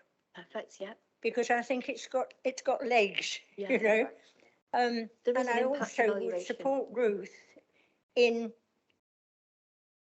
moving it down the age group, because in fact, a number of the children at the secondary school who've got problems have in fact problem siblings who are kind of shaping up nicely if they're ignored. So I think a broadening of the outcome, more analytic, and thank you very much. Oh, that's lovely feedback. Thank you very much. Helen, thank you. Members, we've been asked to note and accept the reports. I think we do that. We've commented, we've run through some business. So thank you for your time. Thank you for the report. Thank you for coming. And thank you. Yeah, thanks very much. Thank you. Okay. Home stretch, members. Item 11. I will rely on the executive member for children and families to be concise in her response. Tessa. It's a task and finish group. Some an interim update, some feedback. Yes, that's right. So, beg your pardon, I'm back on track now. The transport review has been completed by Edge Public Solutions with a report provided to the officers in May. Richard Hall has met with the task and finish group to discuss the report findings and the recommendations. David Carter from Highways, the Service Director for Infrastructure and Transport, and Rob Hart are scheduled to discuss the review recommendations at the Council's Transition, Transformation and Change Board on the 18th of July, which is next Tuesday, isn't it? With a view to seeking approval to establishing a transformation programme to address the review recommendations over a 2 to 3 year period. That's it. That was precise. Sorry. So I can't hear that. Sorry. Is the report going to be available to scrutiny members? I'm sure it shall be. It isn't at the moment, but it's. I think what we need to do is let them work through their bit, and then yes, because I think you've got quite a lot of work going on, and everything's interconnected. If the board is a public board next week, it'll be in the papers for the board. I think not. Is it? So my understanding. So the task of this is our task and finish group that we so. For the new members, some history. So going back this time last year, when we realised that the potential, when the executive realised there was a potential overspend to the budget, each of the scrutiny committees were asked to look at their particular budgets. And as this committee, when it was constituted last year, decided to look at the two big money spends, which was the external placements and the home to school transport. We constituted two task and finish groups. External placements group was able to meet and move forward, but straight away the service, Claire, reported to us that they'd got an outside body to look at the information. So that was then. So we paused the task and finish group. The task and finish group that met twice with the report author, and we had a copy of the report at the time. So I'm sure that it can be shared if we haven't already done it. I think we linked to it somewhere, didn't we?